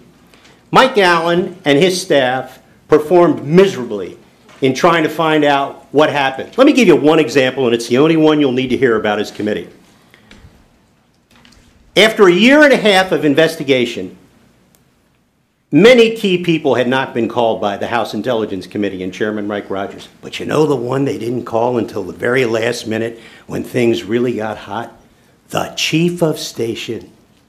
The Chief of Station was the last witness that Mike Rogers called. You know what? I've worked on the Hill for a long, long time. I've conducted criminal investigations as a U.S. attorney. I've conducted investigations for the House and Senate. You know who the first person you call is if you're investigating Benghazi? The Chief of Station. Now, why did Mike Rogers not want to call the Chief of Station? Because he was the man who knew too much. There's a real simple story about why this investigation has taken so long, why it has been incompetently handled, and why it has, to the Democrats' advantage, delayed the day of reckoning and made people tired of hearing the story. It's because 3 chairmen, the House Armed Services Committee chairman, the House Foreign Affairs Committee chairman, and the House Intelligence Committee chairman were more interested in turf and TV than they were in getting at the truth. And if everybody had listened to Frank Wolf from the very beginning and done a select committee, we would be way, way, way far along in knowing the truth. And the Democrats were expert at delay, dilatory tactics, and preventing the truth from coming out. And our 3 chairmen were complicit with them because they worried about turf, they worried about their client agencies, and they worried about getting credit. That's not what this is about. There are 4 dead Americans, many wounded, psychologically, physically injured people who deserve to have the truth come out. And it will now. I have utmost confidence in Trey Gowdy and Jim Jordan and the people on that committee. But make no mistake about it, we cannot avert our eyes from what has happened here over the last year and a half. We have been denied the ability to honestly get to stuff, and we have allowed the enemies of this investigation to help subvert it by the complicity of these three chairmen. Now, the one thing I'll have to say to this is, let's just see some of the things you don't know because of how incompetently this investigation was handled. Where are the presidential daily briefings, which are the first thing you ask for when you're in an investigation like this? Where was the president hour by hour by hour every night during that night? Does anybody know? Of course you don't know. Because these guys couldn't figure out how to find the bathroom, let alone find out how to get a presidential daily briefing on the President of the United States. The history here is a sad one. Where was Secretary Clinton hour by hour? If you read her book, you won't find out. You won't find out. Where was she hour by hour? We do know, by the way, General, about the fest. I represented the man who runs the fest at the Department of State during the hearings. And you know what? The first thing that happened after the live intelligence came that there had been an attack was he did what he always does. He called the Secretary's office and the Deputy's office and said, when is the fest going to meet? And you know what he was told? There's been a deputies meeting at the White House and the fest is not going to be deployed. For the first time in history, in an incident involving an embassy after the creation of the fest was not deployed. And when he tried to find out why, he was denied access to meetings. He wasn't given answers. That story was not properly told by the three committees on the Hill. The bottom line is this.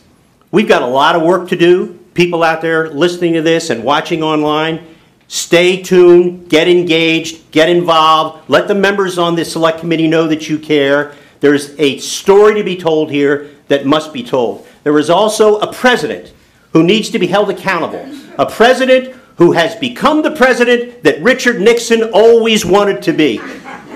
He has become a man drunk with power, abusive of the Constitution, and lawless, assisted in that effort by the Attorney General and a Secretary of State.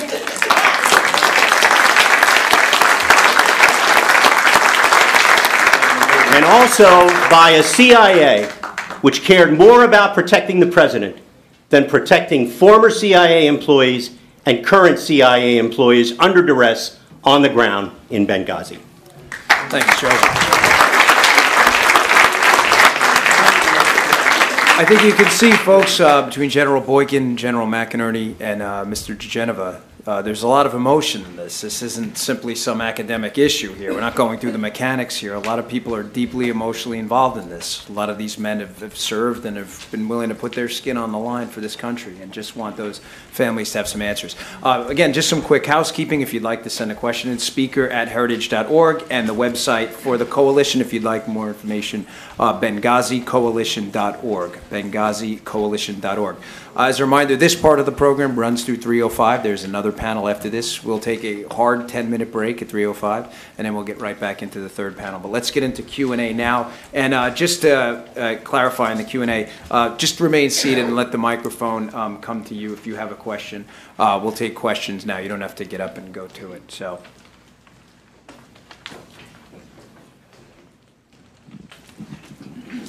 My name is Craig Tanner. Citizen. I live in Virginia, very interested in this issue. I was glad to hear your assertion that there's pent-up desire to tell the story among members of the military, presumably I think you're referring to. I gather that they have restraints on them, non-disclosures, perhaps orders that ultimately are passed down by what we always believed was a strength of this country, which was a civilian commander-in-chief, but he's a political actor. What is it that will release the restraint so that pent-up information, that people that were told to do things that were against their instincts and against what they knew was best for the people involved, what will release that? Is it the subpoena that keeps their career, for instance, from being endangered? when they speak the truth, how do those people get released and get a sense that they're able to talk? Well, I think the subpoenas will start. I think also groups like this at the grassroots level starting to spread throughout this country that we need the truth because they want to tell it. Now, what they have done is they have abused the system. There was a covert operation going on with the CIA at the annex. And Claire mentioned it, weapons going into Turkey, then going into Syria. It's going to turn out that they were getting in the hand of jihadists, probably ISIS people. And so they've sworn them to secrecy through the non-disclosure agreement. And it's very simple. They've got them under polys, a whole host of things. And so that threat of their livelihood is what's holding it. But that's going to come loose. That's going to come loose. And like that C-17 pilot, you're starting to see it. And it is going to come loose. And if we had a mainstream media in this country that was worth anything, it would come. But they are as corrupt as the government is. And that's the danger. The American people want to know the answer, and there are a lot of people out there. Where Watergate was tightly controlled, every national military command center, places like you saw C-17 pilots, people involved, the 33 people that survived and came out alive, plus the 2 wounded. I mean, they're going to talk, and they should be subpoenaed. And America will find out, and America is going to be absolutely outraged that we were lied to by an administration. But it was more than just the Oval Office. It cuts across something this nation has never seen before, and it must be brought to the public's attention. Anyone else have anything to add? Joe, from a legal perspective on the subpoena? Well, as you know, another thing about the other 3 committees, they didn't start to use subpoenas until almost a year into the process. They were sending letters requesting information. Abysmal process. And then they wondered why the administration was, in fact, so resistant. So the subpoenas people won't have any choice. By the way, Hillary says she hasn't decided whether or not she's going to participate. If she gets a subpoena, she'll decide. She'll decide. Actually, she won't decide. Somebody else will. General? All right. Next question? Got one over there.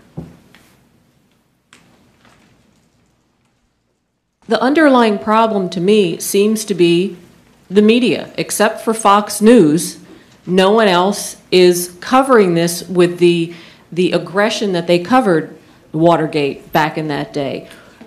Do we need, the Koch brothers to put like $1 million bounty on the first person who can break this story open for the general media to cover this properly and thoroughly? What can we do when you can't get the watchdogs to keep watch, to do their job the way that they should do it, that we've always thought of media, of journalism, conducting journalism? What can we do? Well, first of all, the American media has become not a protector of the First Amendment anymore. They have become flax for the administration and for left-wing causes in the United States. We accept that. That's the battlefield as it exists. The answer is properly conducted hearings with the production of information that is relevant and important will trump them. They will have to cover this if it's done correctly. That's a big if, but I have confidence that that'll be done. The point is that you can't do anything about the mirror. You're not going to change them. The facts will have to change the story, and that is what needs to happen. And that will happen when we get an hour by hour for the President of the United States.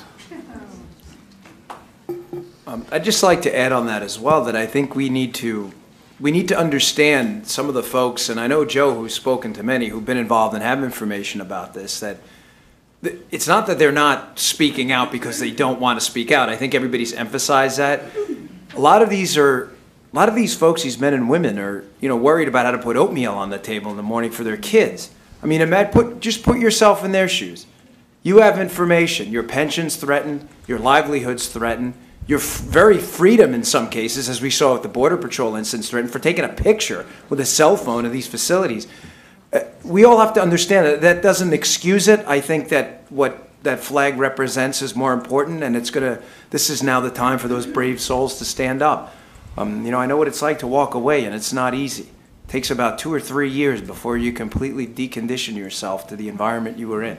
So I think that's one of the reasons, and it's up to those folks in the media that are interested in the story, whether it be Fox News or online outlets, to go seek those people out and make it safe.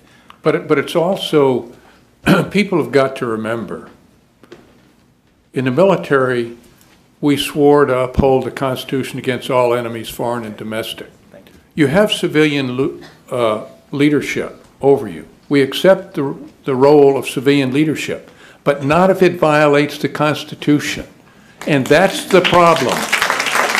And the generals have got, and admirals have got to realize that they have sworn to uphold the Constitution. It's not civilian leadership, because we saw that at Nuremberg. That's what they tried to use. It didn't work at Nuremberg, and it won't work here. All right. Anyone? Yeah. At the end of this, who goes to jail? I mean, if it all comes together and justice is discovered, I mean, does it end with the administration? Because it seemed like with the Clintons, whatever they did, it ended with the Clinton administration. You move on the Bush administration. And now we've had the Obama administration. It's like the worst nightmare possible. So do people actually go to jail? Because it just seems like both sides, the Republican incompetence or the administration, whatever anyway, previous speakers that we've heard have influenced the administration, but who actually pays the price for this usurpation of our constitutional system? Don't hold your breath on anybody going to jail over Benghazi, because when you have a Justice Department like the one we have now, which is disengaged and totally politicized, regrettably, just look at the IRS investigation if you need any further proof. That's not what's going to happen here. If the hearings bring out the facts that arouse the public, the punishment will be political. It will be historical. It will be the record. It will be the humiliation of people who should have done more and didn't. And I tell you, I expected this from the president. I expected it from Hillary Clinton. I expected it from some of the higher-ups like Donnellan and Brennan and people like that. But you know who I didn't expect it from? Panetta.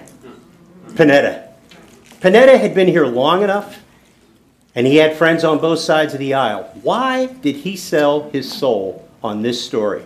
Why did Panetta do that? This card is for October 25th. It's the OSS Society. They're going to give Panetta the OSS William Donovan Award. You know what? You know what? I want picketers outside that hotel that night, a mile long, about why he shouldn't get it. Because Panetta is no Bill Donovan.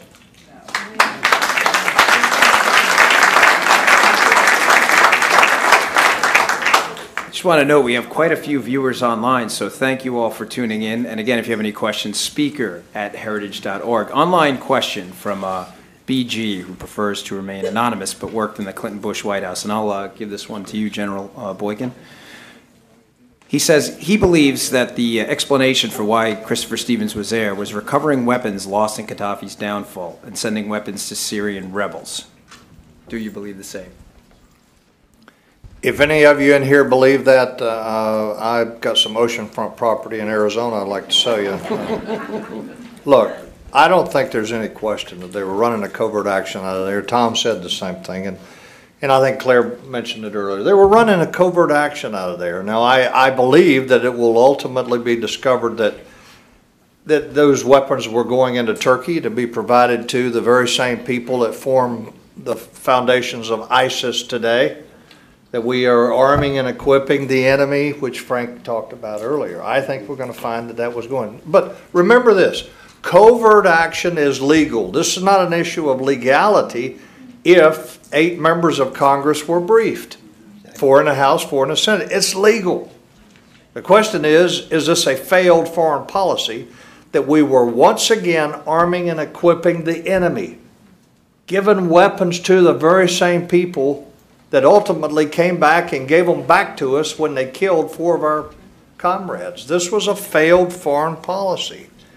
And I think that ultimately it's going to be brought out that we were trying to cover up the fact that we had a failed foreign policy.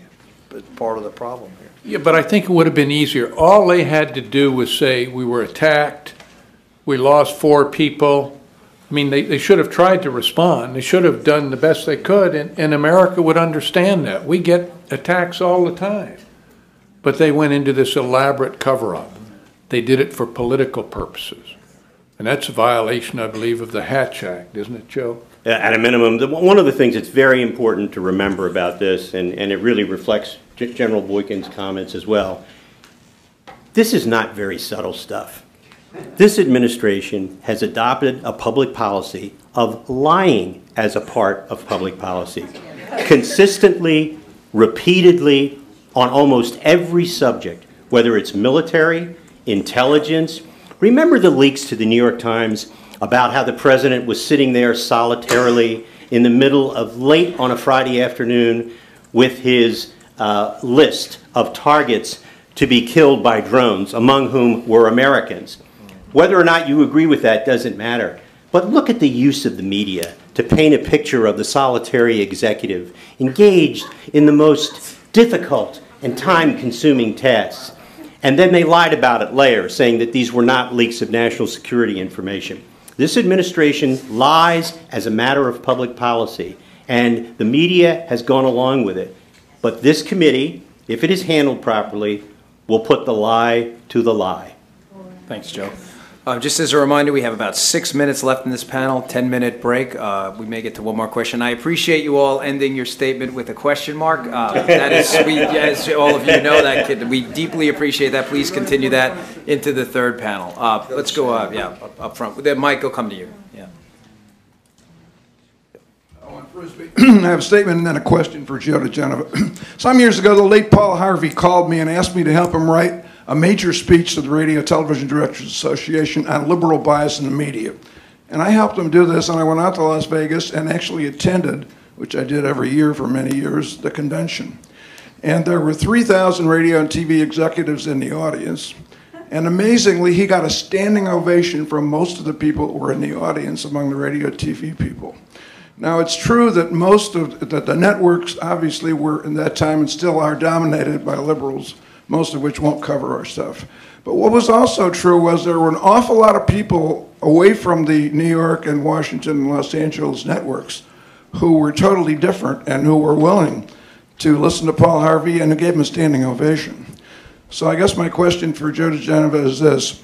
Tom Fitton here really forced the networks and the media to cover his amazing breakthrough lawsuit. What do we have to do, and what are the chances that the committee will produce information which will encourage and in some cases force the liberal media to cover it? Well, this is going to be a very difficult job. Don't kid yourself about the creation of this committee is not an answer. It's the beginning of a process. The committee is going to be fought tooth and nail by the executive branch. The committee, I assume, is going to issue subpoenas almost immediately for the presidential daily briefings, for people, for individuals, for the military people. They're going to give the military people cover. They're going to subpoena them. They won't have any choice. They'll have to come. And those non-disclosure agreements are absolutely null and void in front of the Congress because the people have the right to petition for redress of grievances. And this, believe me, is a grievance. If the committee gets in a big fight with the White House over subpoenas, that will be big news because it will show when the president starts to use executive privilege that he really has become Nixonian. This is going to be a big fight. We're not necessarily going to get things right away, and I really hope there aren't any public hearings for a number of months. We have time for about 5 minutes. Oh, hold on. Let them take care of it with the microphone, please. Thank you. My name's Pat Smith. I'm a veteran out of Virginia. For Mr. DeGenova, I'm glad you explained that situation for military members who have already signed documents saying for 25 years at least that you can't release information if you've been in intelligence positions, et cetera, whatever's been signed. So if it's between that and subpoena, that is hopeful, I think. Your other point, I guess the question is, Panetta and his position as former CIA and Secretary of Defense, and does that put him in a compromised position where he's not getting any information? What do you think? You mean during the process of the event that night? Not that night, but the history of his position and his turf responsibility for CIA, because CIA is also just a big black hole. Yeah, no, let me just say something. Everybody knew what was going on that night. The question was who had balls when the night was over. And the question is, there were a lot of people who caved. They caved to the president, they caved to Secretary Clinton, and the bottom line is people didn't do their jobs. They did not keep their oath. That night, people died, nothing was done. Remember, nothing was done. Nothing was done that night. These people actually went home and went to bed in this administration. The president may have gone to bed a lot earlier than everybody else. Well, thanks, Joe. Yeah, tough to follow up that one. We don't have enough time for a final question, so I just want to close again by thanking everyone. Again, we're going to take a hard 10-minute break before the third panel. And remember what they said. Before, during, and after, answer those two questions. Who made up the video line, and where was the President of the United States? See you in 10 minutes.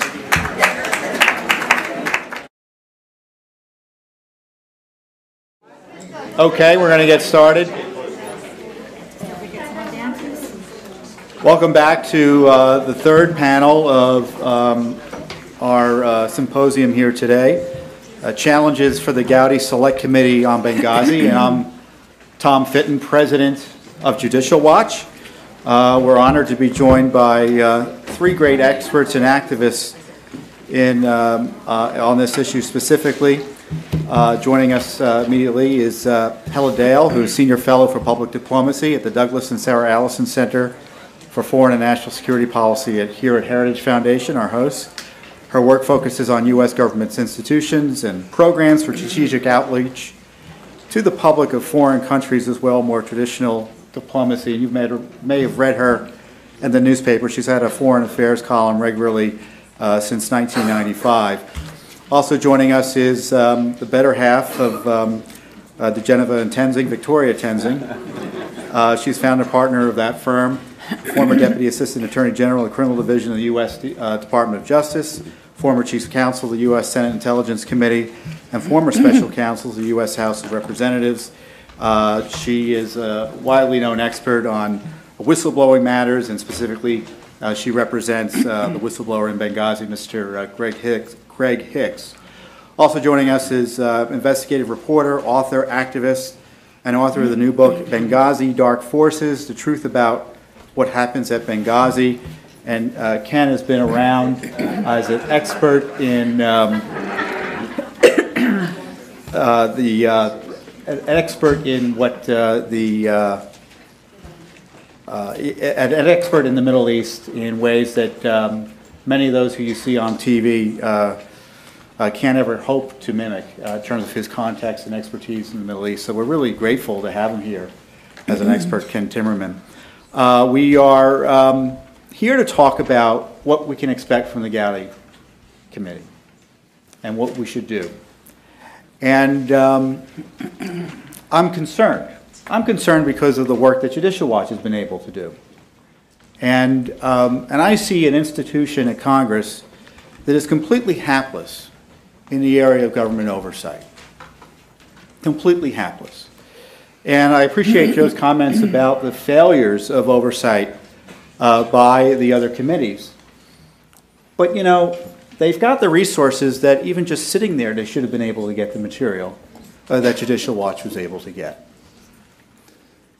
The Accountability Review Board. Everyone took that report. This was the report.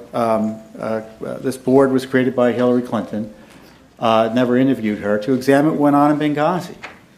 That was never fully evaluated by Congress. They could have just gotten a few experts in to blow holes in that report. And the report, we hired an expert who was a former security officer at the State Department. And you know what he told us in this report? That special mission compound, that consulate, the security standards have been set in place for 30, 35 years by the United States government. We're all tossed aside in that compound. We still don't know why that was done. What was being done in Benghazi that they were willing to put all our people at risk?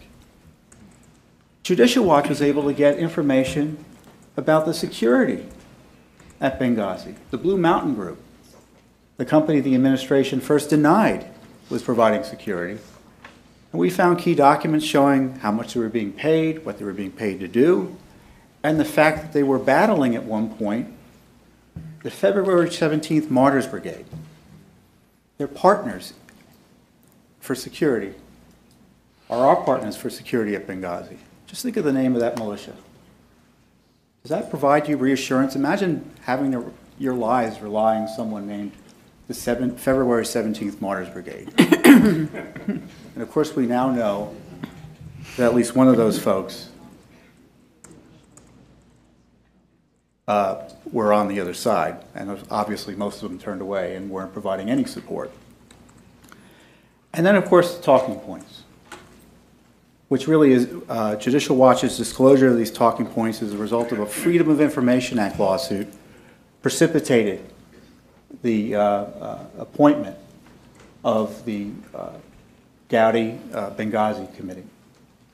This select committee wouldn't have happened, unfortunately, but for the happenstance of us being there to file this lawsuit and persist with it. And we got this document that showed that the White House was behind these false talking points. Prep call with Susan, Saturday at 4, to underscore that these protests are rooted in an internet video and not a broader failure of policy. That didn't come from the CIA.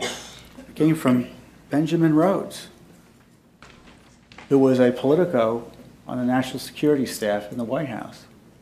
And it didn't go to the CIA. It went to the internal White House people, the top PR people. Jay Carney gets up to explain this document away to finally a media that was skeptical. And he said these talking points were not about Benghazi. We had sued the administration for Benghazi talking points, and they gave us these documents in response to our lawsuit about Benghazi talking points. And a spokesman for the administration says it wasn't about Benghazi. That shredded his credibility. And that's why he is, in my view, that's why he had to resign as press spokesman for the President of the United States. Let's talk about that, though. All of this happened because of a private investigation by Judicial Watch. Our supporters support us, obviously. But where was Congress on this? We got photos of Benghazi's, the attack on Benghazi after the photos of the aftermath. Congress didn't get those photos. This is almost a year after the attack. So, I guess we can be hopeful that Trey Gowdy's select committee does a better job. But we're going to continue our investigation separately because we've been there. We know what to expect from Congress. The positive things about the Gowdy committee, the select committee, is that it's a leadership committee. Gowdy is appointed by Speaker Boehner, who I think was generally, he opposed our select committee idea. We had this major coalition pushing it before the Benghazi Accountability Coalition came into formation. He opposed it, but I think he was really ticked that this document that I have, the talking points, which was responsive to a congressional subpoena, was not turned over, which is another crime, by the way. So I think Speaker Boehner, for better or for worse, has a personal interest in this. But it is an organ of the leadership, and that has the good and bad. It has the juice necessary to get at the White House, get the White House officials under oath, which traditional committees are hesitant to do because they do play patty cake with the administration and are deference to certainly White House officials not testifying before Congress in an aggressive way. And they do have the juice of the leadership behind them. So if they're serious, presumably they speak for leadership. But on the other hand, But on the other hand, they're also the leadership. And we know what the problems with that are. An unwillingness to ask hard questions, an unwillingness to pursue investigations, despite things going south politically, because the investigation is not impacting politically the way they want. I mean, if the politics of Benghazi are positive for the Republican leadership, we probably will have a pretty good investigation. But if it's negative, who knows what will happen? Who knows what will happen? And we'll have to be there, independent investigators like you've seen up here, getting the word out and doing our own investigations. We have over 30 Freedom of Information Act requests into Benghazi. We've had to file about a half a dozen lawsuits. And another key area, speaking of Congress, is what did they know and when did they know it? Was Congress briefed, as we heard earlier, about this? We still don't know that information. So we sued just the other day to find out. We cannot trust the Gowdy Committee. We can offer to help them, provide information, hope that they are able to use it to educate the public about what happened at Benghazi and to get accountability. But we all collectively have to do our own work. If the lesson of the last 6 years is anything, is that we can't rely on Congress to provide oversight of this administration. We should encourage and demand that they do, but we cannot sit on our haunches and think that's going to be done. We can't rely on the Justice Department. We can't rely on the Internal State Department, DOD, and CIA watchdogs. The crisis with Benghazi, and frankly with the Obama administration, I think for the first time in a generation, you have people affiliated with the national security establishment, and I don't mean just the political appointees, I mean the generals, who are lying. General Petraeus, he put out the video line when he first testified to Congress, and he knew that wasn't true. Now he's on our side. But my gosh, he didn't tell the truth. Well, Petraeus now believes that, there was something other than a video behind it, but that's not what he initially said. So when you have the leadership of the folks that we are expecting to provide this leadership, the ones that we are hopeful would stand tall, not standing tall, we have a real crisis. And that's why we're pleased to be able to do what we do at Judicial Watch. And that's why we work so hard with others, because we can't do it alone. We can't do it alone. So we need to focus on Benghazi, focus on the committee, and for the first time, and this is the positive thing as a result of the impaneling of the Select Committee. Darrell Issa, for instance, God bless him. But think of all the fires on the horizon Obama has set for someone like Darrell Issa, who runs the Oversight and Reform Committee. Which one do you run to? IRS? Solyndra? EPA scandals? Fast and Furious? Now we have a fire team on this topic. They don't have to worry about anything else. At least the staff doesn't have to worry about anything else. What Benghazi? And that's going to be a marked improvement. And as long as the staff is independent of the agencies, aren't looking to get jobs in the agencies, which is, as we note, is the problem, then we should be well off. But the other problem, you've got the left out there putting out the disinformation. Hillary Clinton's people are going to be out there. So we need to figure out how it is we provide the alternative narrative that the liars for the administration are going to be out there doing. Fast and Furious. Let's talk about the rule of law on this committee. 2 years later, they're still trying to get Fast and Furious executive privilege documents. And they were in court a few weeks ago. And the lawyers for the administration said, there may be documents subject to subpoena that would not be available, but you might be able to get them through FOIA. So what they're doing is, and Congress gets up, the lawyer for Congress says, well, we didn't have. You're saying we have to file a Freedom of Information Act to get information now? And not a subpoena? So you have an administration who thinks a subpoena requires less disclosure than a Freedom of Information Act response. I mean, that's good for us. But you know, people ask, how do you get it through a FOIA? And how come Congress didn't get a subpoena? If we had a transparent administration, it wouldn't make one whit difference if the question was asked through a FOIA, a subpoena, a letter, an inquiry from a reporter. The transparency would be there. Everything would be on the table.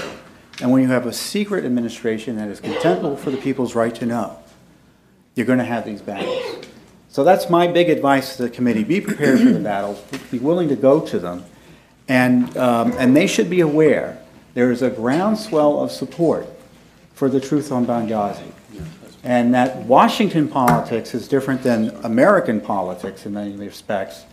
And that if they stay strong and go forward, apolitically and effectively, they should be able to get a lot of Americans behind them in ways that would surprise, once again, the mainstream Washington. So thank you very much.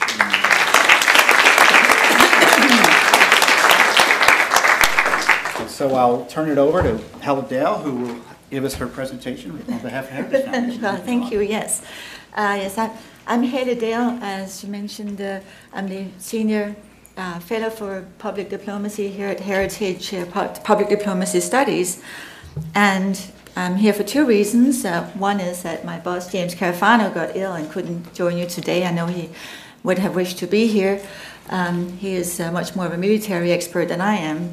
But when Benghazi happened, I happened to be the person who writes mostly about what happens at the State Department and soft power issues for the United States, that portfolio of briefs. And I ended up being the person here on staff who has been writing about it most consistently. So, no, I'm not an intelligence or military expert. I followed this scandal, this tragedy, horror story from the very beginning.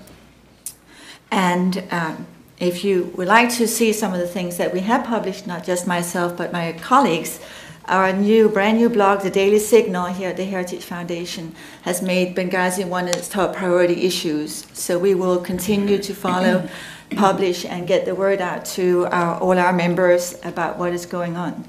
And I can absolutely attest to what Mr. Fitton just said, that the groundswell is out there. There is very few things on our website that elicit as much response as any commentary on Benghazi. People are truly irate and incensed about what happened. So I think keeping the issue alive the way this coalition is doing is absolutely key and a tremendous public service. As far as the Select Committee is concerned, it has a whole series of levels of challenges in front of it. The first, obviously, as Judicial Watch has demonstrated, is to get the documents, the witnesses, and the officials to be made available without being crucified by the respective agencies. I'm not sure how that's exactly possible, but I hope Joe DeGeneva is right that they will come forward. And the famous talking points memo from Ben Rhodes certainly was a wake-up call, and there must be, I'm sure there are many, many more memos like it that we haven't seen so far, that it will be the duty of the committee to extract painfully.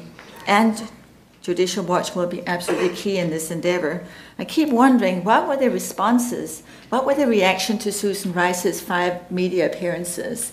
Did anyone in the administration evaluate them and send around a little round robin saying, "Good job, Susan"? I would really like to see those emails. It will be an uphill battle just getting the evidence out. And then, obviously, I imagine that there are people, among them those committee chairmen that Joe DeGeneva was so outspoken about in the previous panel, who will not be very pleased about having their work shown up by the Select Committee. They will have to bravely follow through where others did not go, their own colleagues on the Hill. It will have to be a pretty fearless group of investigators and staff who will undertake this job. And obviously there are consequences for them too. They will be facing people in the agencies that they've been dealing with. They will be facing their own colleagues. They will be facing a very skeptical media. The committee itself will have to be, and is fortunately consist of some courageous, very courageous people, and Trey Gowdy is a tremendous choice. I think that heartened all of us who have followed Benghazi for the almost past 2 years to see him being put in charge of it. Whistleblower protection for those people who come out to bear witness, for those 33 people who were rescued from Benghazi, from the people within the administration, within the CIA, within the State Department, Department of Defense, who will choose to speak. What protection will they get? Because they will face retaliation within this government. It is a horrible and tragic thing to have to say, but if you speak out, you will be facing the wrath of your own government. This is really chilling. So ensuring that their whistleblower protections are in place will be another important task for the committee. And then to keep the story alive, as Judicial Watch is doing in its investigation, as this group will be doing, because we will not be seeing anything for a long while. If the committee does its job and does it correctly, it will need to be doing it behind closed doors. Those witnesses should not be out in public. They should be able to speak the truth without fear of media scrutiny, at least for a while, at least until the report comes out. So for a while there will be very little to be seen, and it will be the job of a group like this and the job of the Heritage Foundation and Judicial Watch and others who are concerned to keep the story alive and to keep whatever we can in front of the public, and to spur that curiosity and that outrage which is genuinely there. Hillary Clinton obviously has helped to fan the flames a bit for a while, and her book, for whatever it's worth, certainly provides some fruit for commentary, self-serving and really disgraceful, as I found it to be, at least focusing on the Benghazi chapter. In the book, for instance, just to dwell on that for a moment, she admits that Chris Stevens was one of the 4 ambassadors she knew when she took office, knew personally. She asked him to go to Libya. She asked him to go to Benghazi. He was there on a mission from her personally. That's the beginning of the chapter on Benghazi. So when she gets to the point where she's told, in a phone call from Greg Hicks in Tripoli, that the consulate is under attack, she said, my first thought went to Chris. Well, if it had been me, I would have said a little more than my first thought went to Chris. I would have been so aghast and appalled at my own actions. But in any event, she collected herself and did her job. Well, walked down the hall and gave a speech, which, by the way, I believe she mentioned the video. I think Hillary was the first to mention the video. And the rest, the White House and everyone else took it from there. And then I just sincerely hope that the committee, and I'm sure it will because it has very experienced prosecutors, Trey Gowdy, of course, most of all, will go to the people who are on the ground and talk to them first. They have to be the first witnesses because they know what happened. They will tell the truth. From there on, you start building a case up to the people who then later on started spreading what was not the truth. But then you have the evidence lined up, and you can go back and you can force them to admit what they're putting out is not factual. So with that, my little round robin of challenges for the committee. Thank you, Helen.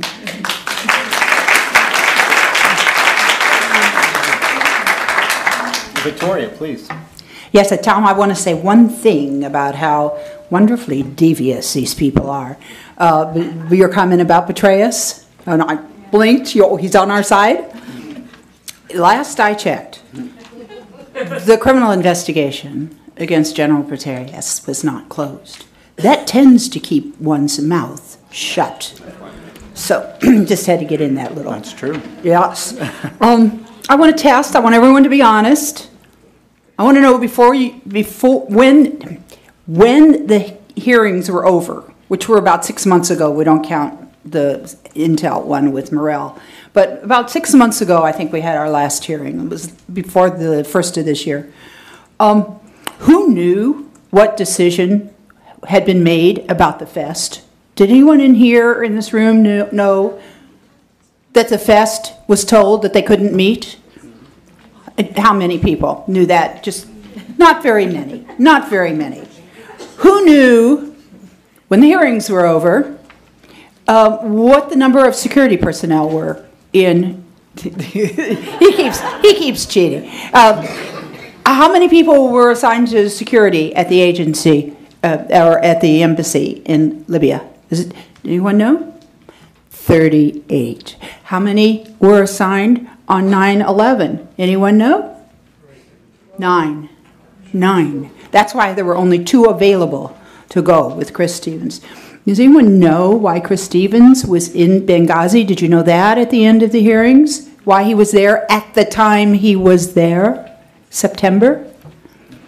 Now, I'll tell you, because the day he was sworn in, Secretary Clinton called him into her office and said, I want you to make this a priority. I want Benghazi to be a permanent post. And so when Greg Hicks arrived the end of July, because Chris had just gotten there the end of May, so it wasn't very long, it's his first question to Chris was, what's with Benghazi? And Chris said, I have to travel in August. I haven't had time. When I get back in September, I'll do it. And why did he have to do it in September? Why? Because it was the end of the fiscal year, and he had to make a report back whether it was doable, because if it was doable, they had to ask for money before the end of the fiscal year. And the ARB said that he went there independently of Washington. But all these things were testified to during the hearings. So I asked the question, if a tree falls in the forest and no one is around to hear it, does it make a sound? Because those hearings didn't make much of a sound.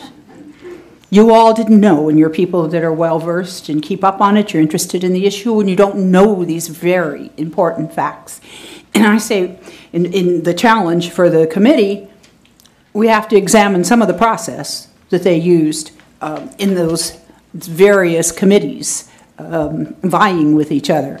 First of all, the hearings were not controlled, and I'll tell you, ISIS staff tried to control them more than anyone.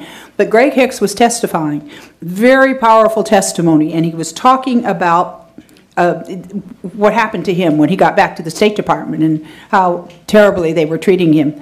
And in the middle of it, 5 minutes are up, so you go to a Democrat then, and that breaks the train because they certainly didn't want to ask him to follow up.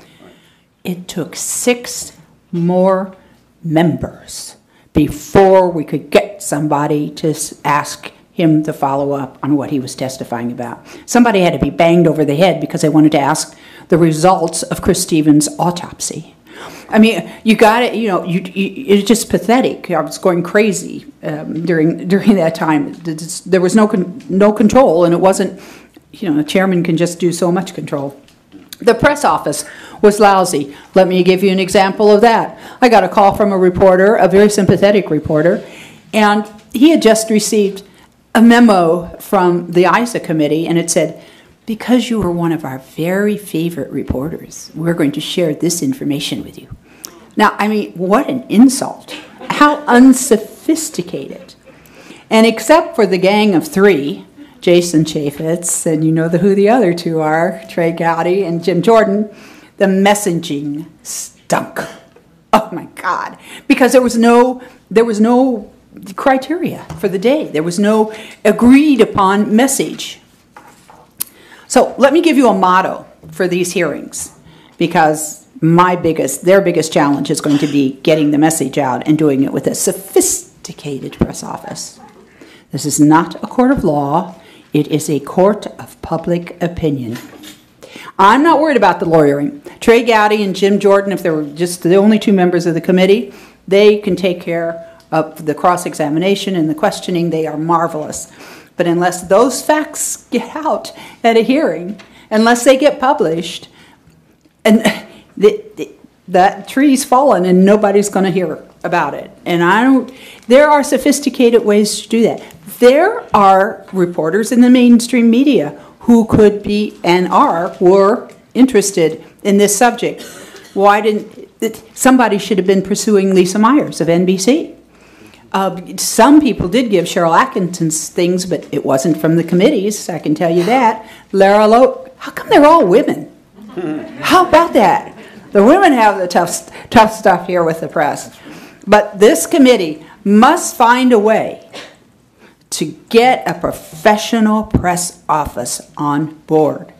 People who understand how it works both ways. You set up a situation with a reporter and give the reporter information. The reporter gives you information. That's kind of the way it works. Prepare talking points when it's necessary. There's a vacuum right now. There's a vacuum right now. And on my way over, I get an article of an interview with Elijah Cummings, the Democrat, and he's now calling it a witch hunt. Volley out there, right? What's the committee going to do in response? The Democrats know there is a gap. There is something that's, this vacuum going on, and they're going to fill it. And they're going to fill it with how they want to see this whole organization, this whole committee run. So talking points have to be prepared even when there's something going on, a committee's going on, and all the members have got to agree to use them and to use powerful words. And I'll close with just this story. Over this last Sunday, there was a sophisticated, pretty well-respected Republican congressman on the Sunday show, and actually the issue was immigration. And he was trying to explain to the questioner, well, we don't quite trust the president because we have things, if we negotiate and put things in the law, and here's what he said, he'll waive the law. Waive the law? That sounds legal. That sounds kosher. They don't know how to say he's violating the law, he's breaking the law. So Republicans have got to learn how to use strong language. We don't say, dear Mitch McConnell, we love you and adore you, but we don't say my good friends on the other side of the aisle when Harry Reid is saying those damn Republicans. Right? So I'll close with, that wonderful song, Why Can't the English Learn How to Speak? And let's change it to, can we teach the Republicans how to speak? Thank you, Victoria.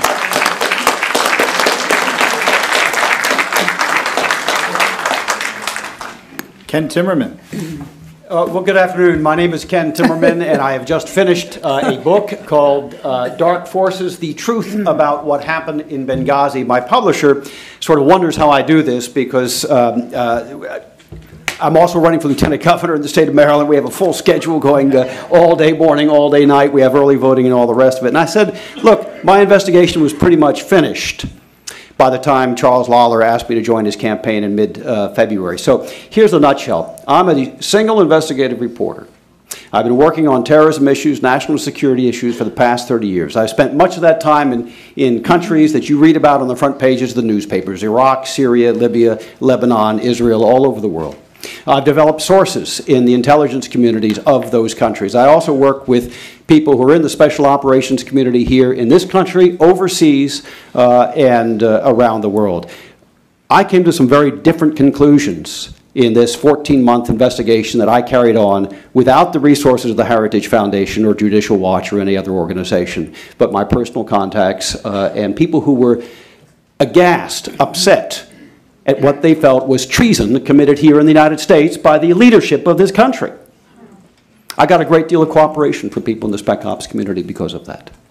So let me just throw out a few things that I learned in this investigation that I'm hoping that Mr. Gowdy and the rest of them will pay attention to. Number one, there are people overseas who have information, real information. I'm going to tell you a little bit about that in a second. Number two, AFRICOM. I was able to get access to some of the leaders of AFRICOM who've never been called to testify. Now, why is that?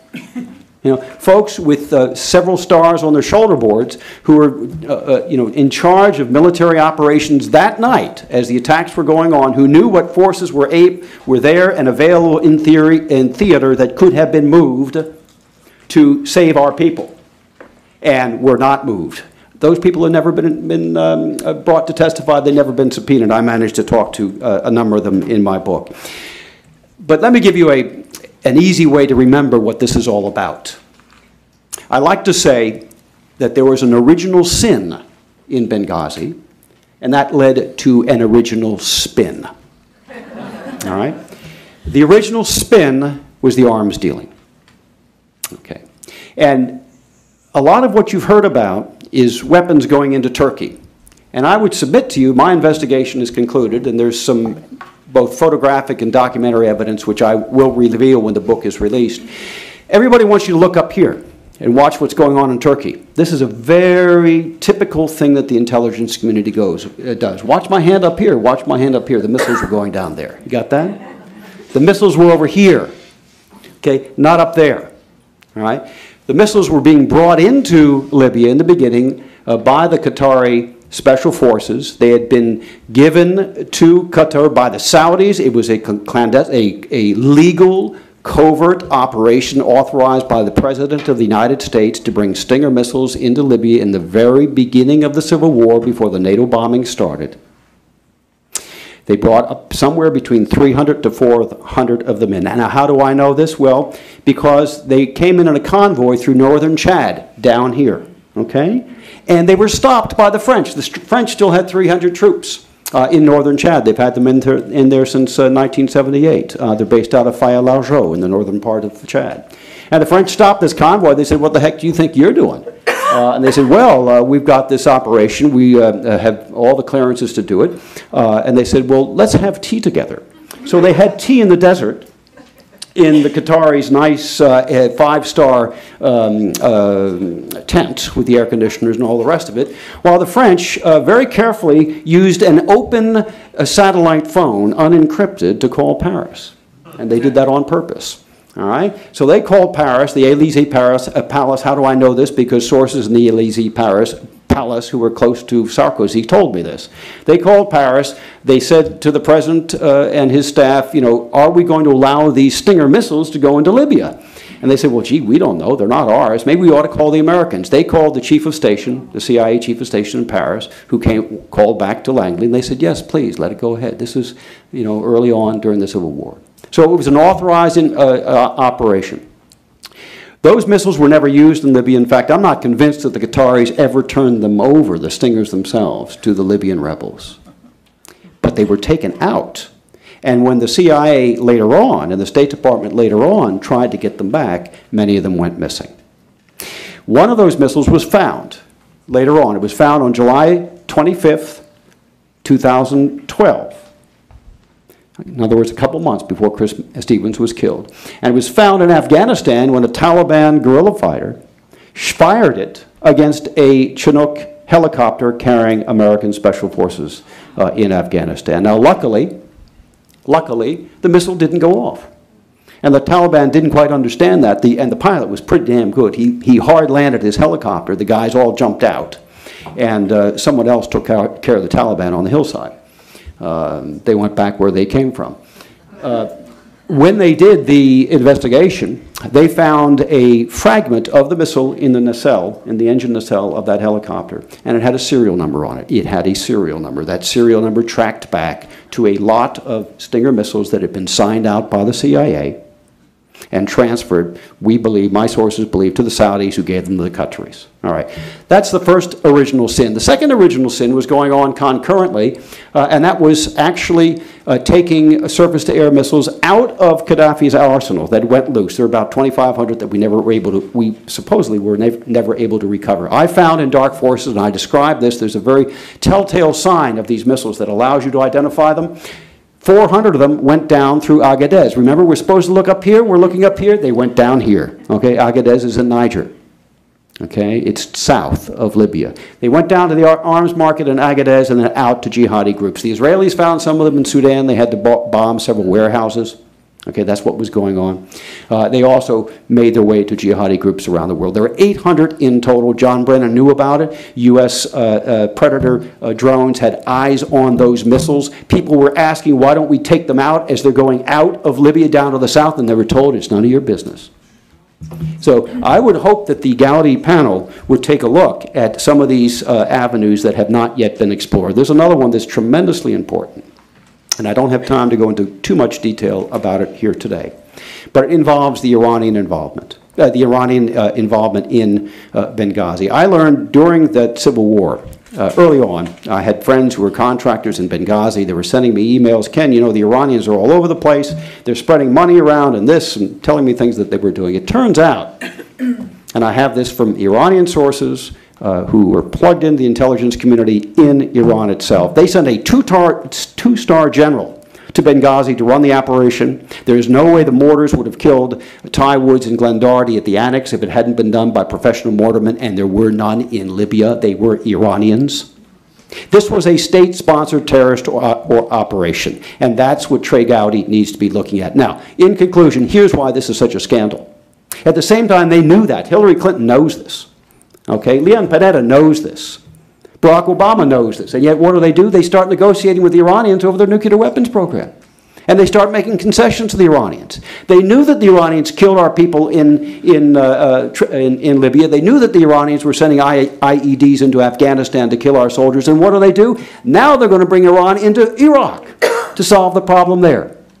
So this is a political scandal, an original sin that led to the original spin of that ridiculous internet or YouTube movie that nobody saw, which, as we all know, is just a trumped-up story made up out of whole cloth. So thank you very much.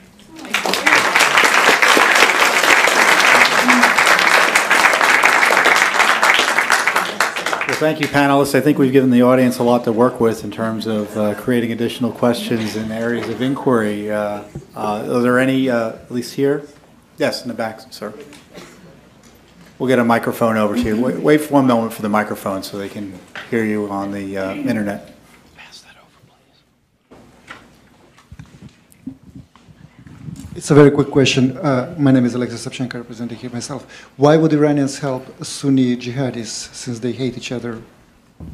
Why would Iranians help Sunni jihadis? Because they hated each other. This is a notion that the CIA has fallen prey to for a number of years. Thankfully, they've gotten out of it recently, as they've seen the evidence, especially in Afghanistan, where the Iranians are helping the Taliban all the time. Let me put it this way to you. On Monday, the Sunnis and the Shias kill each other. On Tuesday, a Jew walks into the room and they get together and they kill the Jew together. On Wednesday, they go back to kill each other. On Thursday, the Americans land with a helicopter and the Sunnis and the Shias get together and they blow up the Americans. All right? That's a kind of crude way of putting it, but that's what's been going on forever. I was the lead outside investigator in the 9/11 Iran case. We won a $6 billion judgment in a New York court of law in December of 2011 against the Islamic Republic of Iran for their involvement in the 9/11 attacks against America. Why did they do it? Because they could. Because their goal is to kill Americans. That's what they really want to do, and to destroy the United States of America. And if it means that they have to work with Al-Qaeda, they'll do that. And they'll kill them the next day if they feel like it, or if they have the opportunity, but they'll use them in the meantime. We make a huge mistake in this country underestimating the evil, the intentions, and the capabilities of the Islamic Republic of Iran. Thank you. A question to from the internet, from Lee in Missouri. Based on the time that would have been needed to deploy relief to Benghazi, is it correct to say that the defensive standing of a typical American military base is worse than that of Pearl Harbor on December 6, 1941? My understanding, and I've talked to a pilot who was in the area, I won't say any more because I don't want to out him, but because he still has a job, is that they could have gotten there. They could have done a flyover. My client, Greg Hicks, has always said they begged for a flyover because that would have dispersed the crowd. It wouldn't have saved Chris's life, but or Sean Smith's, but it would have saved Ty's and I'm confused about who. Glenn Doherty and Glenn Ty Doherty, Woods. sorry, Glenn Doherty and Glenn Doherty Ty. and Ty Woods. It would have saved their lives. Actually, I've looked at that quite a bit. And first of all, I think we could have saved the ambassador and Sean Smith. I think there's no doubt in my mind whatsoever that they had a fighting chance because Ty Woods was there at the annex. The annex, folks, was 5 minutes away. It was right next door. It was as close as the Russell office building is to here. Okay? No, but you couldn't have gotten a plane there in 5 minutes. You didn't need a plane. They could have saddled up. And they were saddling up. Ty Woods was saddling up. He was getting his stuff, his weapons, and his kit. He had 6 guys all together. They were ready to go within 2 minutes of the first warning. And the CIA station chief, the chief of base in Benghazi, says, no, stand down. And he told them to stand down 3 times for about 25 minutes. Let me add to that, too, because Greg Hicks has always been saying we need to be trained more in using firearms. If Chris had a firearm, he could have gone to the top and shot, but they had no training or capability to do that, which is most unfortunate. And also, all the people who were guarding him, they didn't even have their own weapons, and those people who do firearms understand and appreciate that that is a difficulty. Why? Because they had quit running government flights from the embassy to Benghazi, and they could only go commercial, and they couldn't take their firearms, so they had to use other firearms. Pearl Harbor, they weren't relying on militia to protect them, that's for sure. You know, one of the more outrageous things in the documents that we got in that Good Friday document dump that produced the Rhodes email was reports to Susan Rice, contemporaneous with the attack. And there was a report that Ambassador Stevens was alive. At the hospital, someone using his phone had called and said he was alive. Now, they said, well, if he was alive and well, why didn't he use the phone? There could be many reasons for that. And I don't know if he was alive or not, but they had intelligence that he was. And think about that in the context that nothing was done. They took his cell phone. Right. They knew they had info that he was alive, and they still sent no one to go and try to help. Well, Tom, let me tell you what I heard, and this was again from the AFRICOM people, and it is frankly, well, let me not qualify it because I don't want to say something I might regret, but they told me essentially we did not go to help because we were not asked. And because it was an embassy, or in this case in Benghazi, it was a consular facility. It was under the authority of the Secretary of State, and the Secretary of State had ultimate authority over it and had to not just authorize, but request military force, and she never did. That's right, despite having the intelligence that the ambassador was alive in the hospital after the attack. Unbelievable. Any other questions? Yes, in the back there, sir. Mike? The mic isn't working, but I'll repeat your question. You can go ahead and ask it. Why is the GOP so bad at messaging, 1? And 2, the Iranians, are there cells in this country where the Iranians say to us, if you don't give us Iraq, because I imagine it's an easy and long-standing acquisition for them to make a greater Persia, is that a threat they're using, or is it just the administration's incompetence? Because Iran is noticeably absent from the quote-unquote Arab winter. So, messaging? Well, my view is because they don't really believe in the messages that we would expect them to promote. I don't think. No, I don't know. They believe in the Benghazi. They do. They well, just. Go ahead. Go ahead. No, they're just. I always liken it to this. The Republicans come from. They're small business people. They did their own business. They're very independent. And when you talk to them and say you've got to be using the same message, they each think theirs is better, and they're doing it better. And they don't want to. And if you tell them they ought to get a press person and really get some training, they're insulted. I've insulted a few. Well, my perception is they walk the walk, but they see these scandals as a way to position themselves politically to retain power, as opposed to taking their oaths of office seriously to get the info. And the politics, however much they may believe it from a topical sense or a superficial sense, they don't believe it. This is a driving force of an elected official in modern-day Washington, which is to get the government back under control.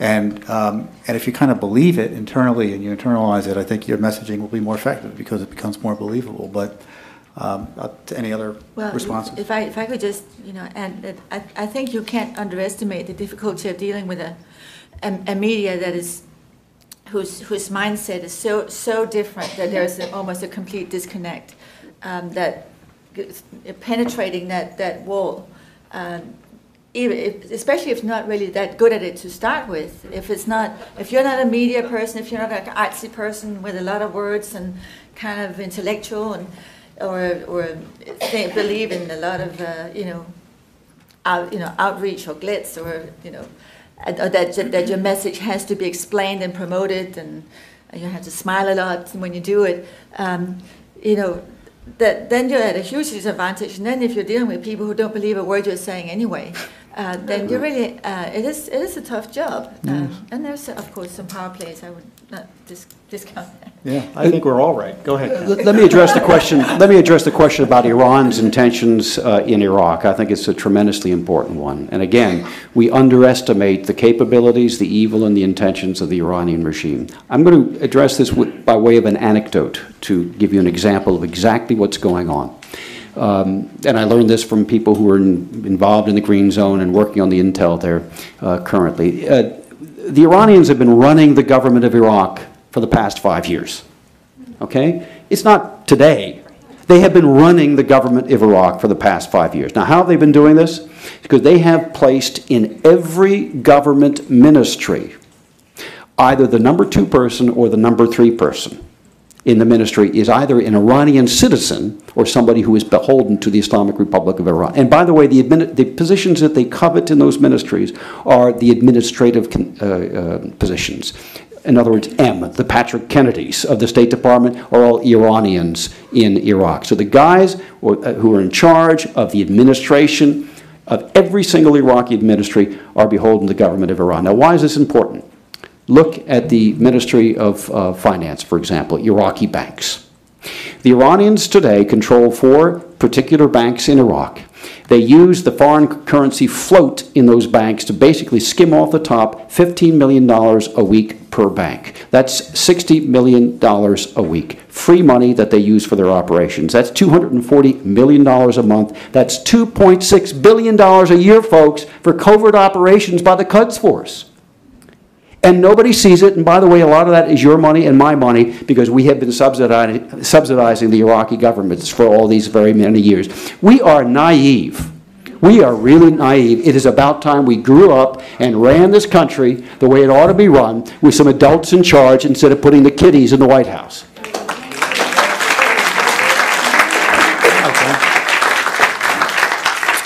Any other questions? Andy over there. Yeah. Andy McCarthy. I want to just try to nail down some of what you're saying here, because I think it's important for us in particular, to the extent we can be a help to the committee, and as Tom points out, we want to get to the bottom of it, no matter what the committee does, that we not get out in front of what we think we know. Are you making a deduction that it must have been the Iranians based on the capability of the attackers that night? Or is there solid information that they were actually Iranians, some positive intelligence? This is not a deduction. It's hard information. I can tell you, and I lay out the story in the book in some detail. The first clue that I picked up was really this person that I knew, a contractor who was there in Benghazi during the Civil War. The second clue came from somebody who was working, I can't exactly say where he was working publicly, but somebody who was working in Tripoli who had access to some of the briefings that were being given by the CIA to the country team when Ambassador Stevens was there. And I submit that if you would look at the January of 2014 Senate Intelligence Committee report, in the footnotes for all the reports where they're blacked out, look at the redactions and then substitute the word Iran. Because there were at least 50 or 60, and I think I'm being conservative, intelligence reports about Iran's involvement in Benghazi in particular, but in Libya more generally. And so everybody was aware of it. That's just part of it. It goes much further than that, Andy.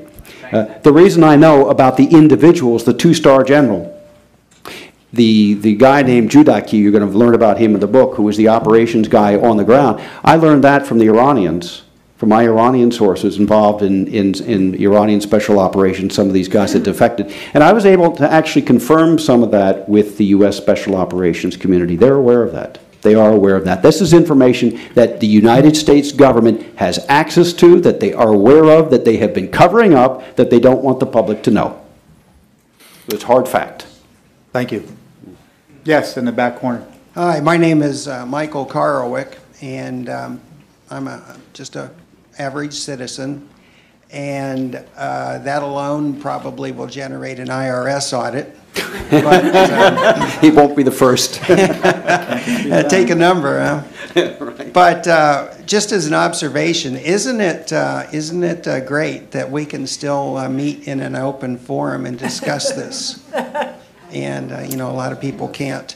Ken and I had a very brief conversation in passing, and and he had not heard, but it came to my attention that Waleed Shoebat has made some accusations regarding the infamous video, and he is alleging that there was some government sponsorship of that. And of course, if you know Waleed, he's not a trained investigator, doesn't have limitless resources. But nonetheless, I would remind people that it was bloggers who resulted in the downfall of Dan Rather. So, you know, I wouldn't dismiss him. But to Ken, I would say, because we've had so little truth, if any, regarding the Benghazi affair, do you think whether it be the committee or Heritage or other people with resources that maybe it wouldn't be a bad enterprise to investigate the source and the history of that video just for, if nothing else, to find out if it's true? Sure, but I think much more important than that at this point, unless there's a smoking gun there somewhere that I haven't seen, much more important at this point is looking at the timeline when the video is introduced. Remember, it gets introduced into the slipstream, the media slipstream, by who? By Hillary Clinton, and that's the original spin that I mentioned in my presentation. She introduces it at 10:08 in a press release the night of the attacks on September 11th, before Glenn Doherty and Ty Woods were dead. Before they'd even been attacked at the third or the fourth or the fifth time, before the fatal attack that killed them at 5 o'clock in the morning the next day. So Hillary Clinton pulls this out of nowhere. So I think the Gowdy Committee certainly should investigate why she thought that a YouTube video that nobody had seen was so important and was the cause of the attacks, and that she thought the intelligence was so dramatically important, whereas, Tom, the information that you've got out of the State Department, those emails show that all of the email traffic up until then was about an attack on the consular facility. It had nothing to do with the YouTube video. So where did Hillary get this? Where did she get it? We don't know. We don't have answers to that yet, and certainly the Gowdy Committee should be asking those questions. Victoria Hill, address the video if you like, but I was intrigued by the first part of the question about us being able to meet and talk publicly. And you know from your reporting and you know from your representation that there are people who would love to talk publicly who can't for fear. Yes, I was reacting because I was thinking of all the people who would love to be up here telling you and cannot. So talk a little bit about, because this is going to be a key issue, because people are going to put folks have already come forward, have been punished. Others may come forward and are fearful of being punished. You know, talk about the fear and the intimidation and the whole issue in terms of the committee having to confront my client Greg witnesses. Hicks was here earlier, but he had to leave. But when he spoke out against Susan Rice, he was called and said she was lying, and it was a problem for him because it had made the Libyan government mad. And he swears that that's the reason you couldn't get the FBI in there for 17 days. So when he came back for Chris's memorial service, he was called into Beth Jones' office and chewed out royally, which is against State Department rules, by the way. You're never supposed to be chewed out unless you're given notice ahead of time. And chewed out and told that nobody at Benghazi or in Tripoli wanted him there. He'd been there 6 weeks. That is, all kinds of bad things. They just berated him and said, "You take an assignment here," and lied and said, "We'll get you an equivalent assignment." And he was put into a cubicle for 1 year taken no assignment, none, not a thing to do. And only because of Lindsey Graham, and I just want to give him lots and lots of credit, he called up the State Department and said, you ever want me to work for anything else? You better see to it that Greg Hicks gets his sabbatical. And 3 days later, he had his sabbatical. Isn't that just amazing? It was like a miracle. But there are a lot of people who he was made an example of, and people who know, and they would come up to him in the hallway and say, I'd like to say something, but I can't. Somebody else who gave him sent him a really nice email and said, look, I don't know why they're saying these things about you. I just loved it. I just knew you for a few weeks while I was there, and I just thought you were wonderful. I said, great. Will she let her name be used? She wouldn't. Well, and anyone, that story tells you, anyone who tells you that Republicans are ineffective or don't have the power, even as a minority senator, to affect and protect people and get the truth out, that's a big lie. Helen, do you have any insights here? Just it struck me when that story came out last week in the interview on Fox News with a pilot who had been flying the plane from Benghazi back to Ramstein, Germany. I think it was Eric Schaft? Stoll. That was it, yes. But he was retired. Right. And to not want a government contract. Right. Yes. Right. My husband said, well, why is he not only speaking out now? I said, well, I think it's because he's not dependent on the government anymore and not afraid of it. And that is really the key. I mean, it's horrible to think that but that's the way it is. Well, you can be retired and they can still go after you. Yes, that's right. Well, if you have a government contract, but I know there's a top general who's being threatened, who's retired. Yes. Any other questions? We have time for literally one more brief question. Preston? Oh, I'm sorry. I call Preston.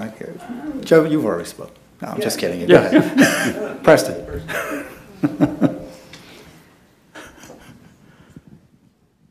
Thank you, Tom. Preston Old Tradition Family Property.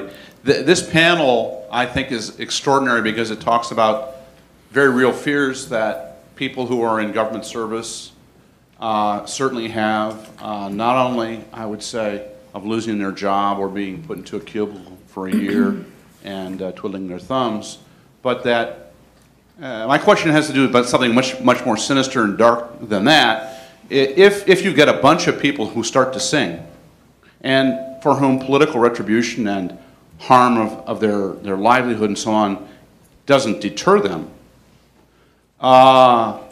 people disappear in other parts of the world for doing this kind of stuff. Do you think there's any danger whatsoever in the United States today or elsewhere where people may be subpoenaed to testify that they will be in fear of their lives? I don't know. I think the government depends on the IRS scandal. I think will chill speech. I don't think people necessarily be in fear of their lives. I'm sure people do feel that way, but the government is happy to have it out there. Generally speaking, that they'll do retaliation for speaking out. It benefits them, even though they get some negative publicity on whistleblowers. It keeps a lot of people in line otherwise.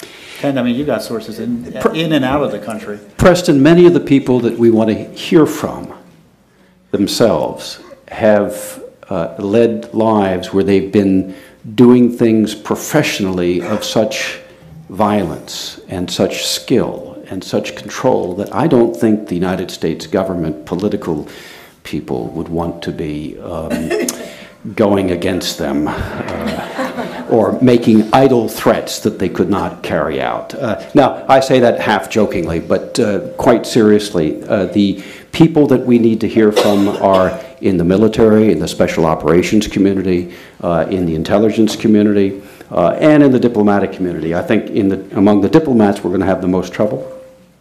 But I know for a fact that in those other communities, in the spec ops community in particular, they're like this. They can hardly wait to speak if they will only get the authorization or the subpoena but when that they requires don't, them to do because so. I represent those people, I mean, that's kind of what we do, that's how we came into this representation. Right. I've seen these, they've been out, they killed, they're completely capable of killing someone, but if they have the threat that their job, their ability to work in the military is going to be taken away from them. They're not political. They don't understand this. It's a new world. They could go out there and keep me from getting killed on the battlefield, but they don't know how to do this one, and it completely intimidates them. So they need hired guns like Victoria. Well, if I could just add one thing in that. Volunteer guns. Right. Which was a part of the previous question, that the only person who's gone to jail as a consequence of Benghazi was the video maker. Right, Nakila. Yes. Right, Nakila. As ridiculous as that thing was. So you're right. Somebody really somebody should investigate that. It has not been given the attention that it should. That particular aspect and what role the video really played, which I don't think we really know either, if it played any. But I have a feeling it might have played some role, but not the one that we're being told. I think my closing thought, and I think we should all think about this as the Gowdy Committee continues, is that the morale of our military has been decimated. Yes, indeed. Been decimated by this scandal. There are people out there putting their lives on the line who are worried that our country won't have their back if a similar situation arises. So the committee really needs to focus on vindicating our military men and women who are fighting there. We can't overestimate the destruction of our military as a result of Benghazi, the destruction of the morale of our military as a result of Benghazi. So if there's anything that increases the spirit and increases the vigorousness of this investigation, my gosh, if that doesn't, I don't know what will. And if we could remind the committee of that, I don't think there'll be any questions about whether politics gets in the way of figuring out what went on. So I appreciate, and I appreciate all the time here, and I appreciate the time of our excellent panel. We're going to take a 2 or 3 minute break, so try not to leave the room. Stand up and stretch for a little bit, and Andy McCarthy will be joining us again to lead us in some closing remarks and questions about what next. Thank you very much.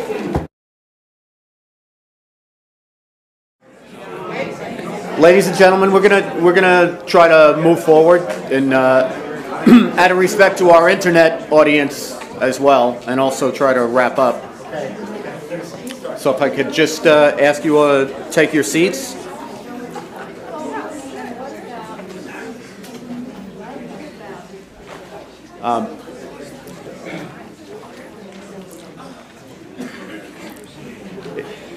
It's been a really rich afternoon in terms of the discussion we've had, in terms of the questions that have been raised, and that goes back to what I said at the beginning and what we hope for our coalition, which is that we'd like to be an asset to the committee. We'd like to be something of a compass that they can look to try to guide them and be constructive. But I think I want to go back to what Tom Fitton said, because I don't think that this can be emphasized enough.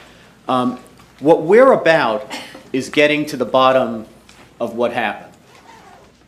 We really hope the committee is a good vehicle to do that, and it's a successful vehicle to do that, and we have great hope for it. But you know, as I was listening to some of the commentary back and forth, we're very happy about the committee because we think the committee is a much better structure for trying to get to the bottom of what happened than the ordinary congressional committee structure, which is, you know, largely cross-cutting jurisdictions, and they're not really equipped to look at something the way a grand jury looks at something, get to the bottom of it, and then decide how to assign blame, culpability, or what have you.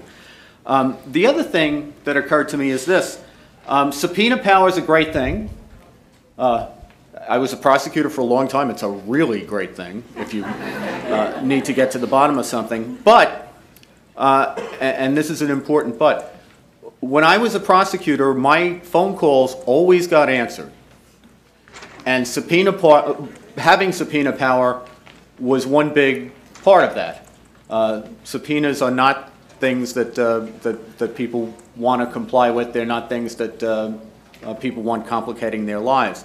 But I always thought the real reason that my phone calls always got answered when I was a prosecutor was because I had prosecutor power. you could be prosecuted. You could be sent to jail for obstructing an investigation, for committing perjury in connection with an investigation, etc. So I think we need to have our eyes open about the limitations of the Select Committee as well as the advantages of it. It's a much better structure than anything else we have in Congress for getting to the bottom of this, but it also lacks executive power. And the executive power includes the prosecution power. So it is going to need, since it lacks any prosecutorial power, since it cannot go after anyone in a criminal justice sense for either obstructing the investigation, failing to cooperate with the investigation, lying to the investigation, it will need outside pressure to be exerted. I mentioned before, I've recently written a book called Faithless Execution, and one of the big aspects of the book is that when you discuss the impeachment power, which is one of the ways that the framers, one of the main ways that the framers thought we needed to have a mechanism in our government to respond to presidential lawlessness, impeachment has two aspects. One of it is legal. Can you establish that impeachable offenses have been committed? But as I say in the book, and I think it's worth bearing in mind here, you can have 1,000 impeachable offenses. You can have 1,000 provable high crimes and misdemeanors. But if there's not public will in the American people to remove the president, impeachment becomes a non-starter. And what that tells us is that ultimately we're a body politic, not a body legal. And impeachment is ultimately a political remedy. It's not a legal remedy. I kind of think the same thing is true about this commission, or the Select Committee, rather. They are going to be able to get to the bottom of things under circumstances where they lack the power that a prosecutor has to deal with people who don't cooperate with the investigation. Their capacity to get to the bottom of things is going to depend a lot on the American people. The interest that we show in this investigation and the political will that we show that the American people want answers to what happened in Benghazi. That's what actually gives me hope. Because Benghazi would be a dead letter already if there weren't so many people who were so outraged by the active war against our country, by our enemies in a war that we've been at for over 12 years. Active war in which 4 Americans, including our ambassador to Libya, were killed. I think there's a lot more outrage in the place we call America about that than there may be in Washington and the corridors that lead from Washington. That's what's going to get us to the bottom of this or not. I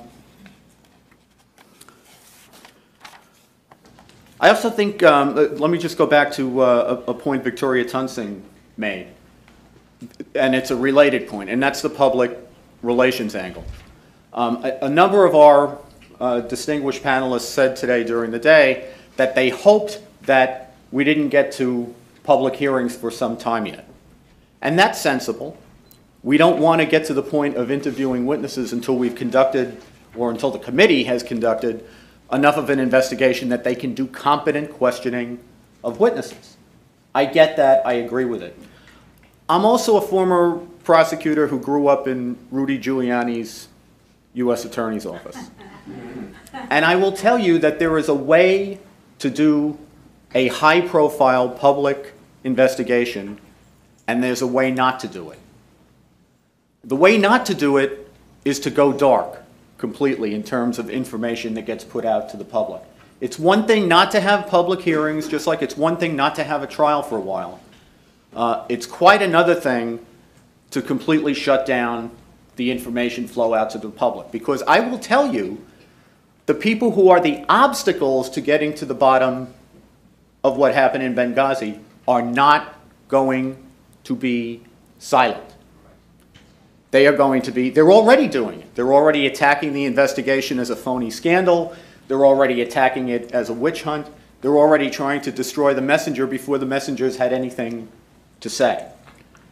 And if the committee does not respond to that by continuing to put out information and continuing to show where in the already rich public record there are refutations of a number of the things that are being hurled at the committee, I think that you have a prescription for failure. So we certainly don't want to have hearings until we're ready to have hearings, but that doesn't mean that the committee can go dark on this, and that doesn't mean especially that we can let the committee go dark on it. And that's why we have this coalition. We're going to try to force the issue whether Washington forces it or not. Just a couple of things about a couple of the last few things we heard. About the source of the video and what was the source of it, and we don't know what the source of it. I argue in faithless execution, and I've been following this issue for a couple of years now, unfortunately. I think the video fraud was born in Egypt. I don't think it was pulled out of the sky that night in Benghazi. In the months leading up to what they call the protests, what were actually the jihadist rioting that was outside our embassy in Cairo.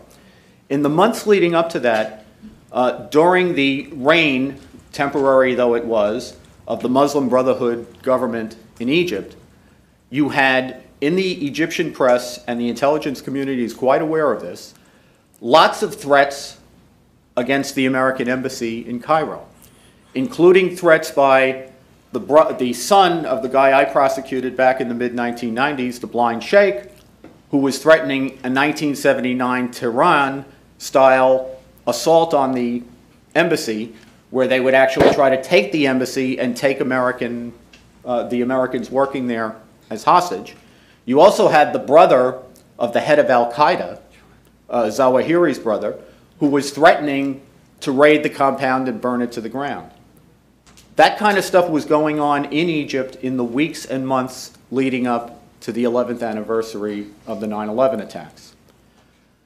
The morning of 9/11 of 2012, when the State Department knew there was going to be trouble at the U.S. Embassy in Cairo that day, they started to put out tweets that put their spin on what the trouble was about.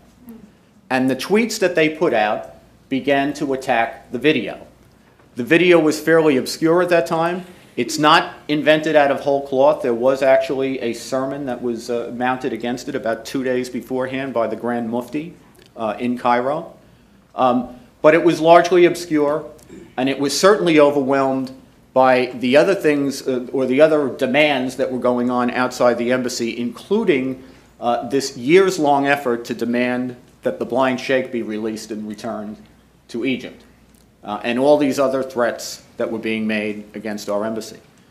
Knowing that they were going to have trouble that day, before the rioting even started, the State Department put these tweets out to try to put their spin on what was causing it. And rather than say, we have a massive failure of policy, rather than say, our years-long policy of empowering Islamic supremacists has been a failure, and a catastrophic failure in terms of our national security, they talked about the video. And they said how much they resented the video, how much they condemned the video, how much they wanted everybody to know they hated the video, which caused most people in Egypt to say, what the hell video are they talking about? Because they seemed to be more promoters of it than anyone else was. And I'm fairly convinced that when things went as bad as they went in Benghazi, hours after they had gone as bad as they went in Cairo, the administration simply took a story that it was already running in Egypt and moved it as a convenient answer to what was going on in Benghazi. And the other point that we probably ought to talk about is this.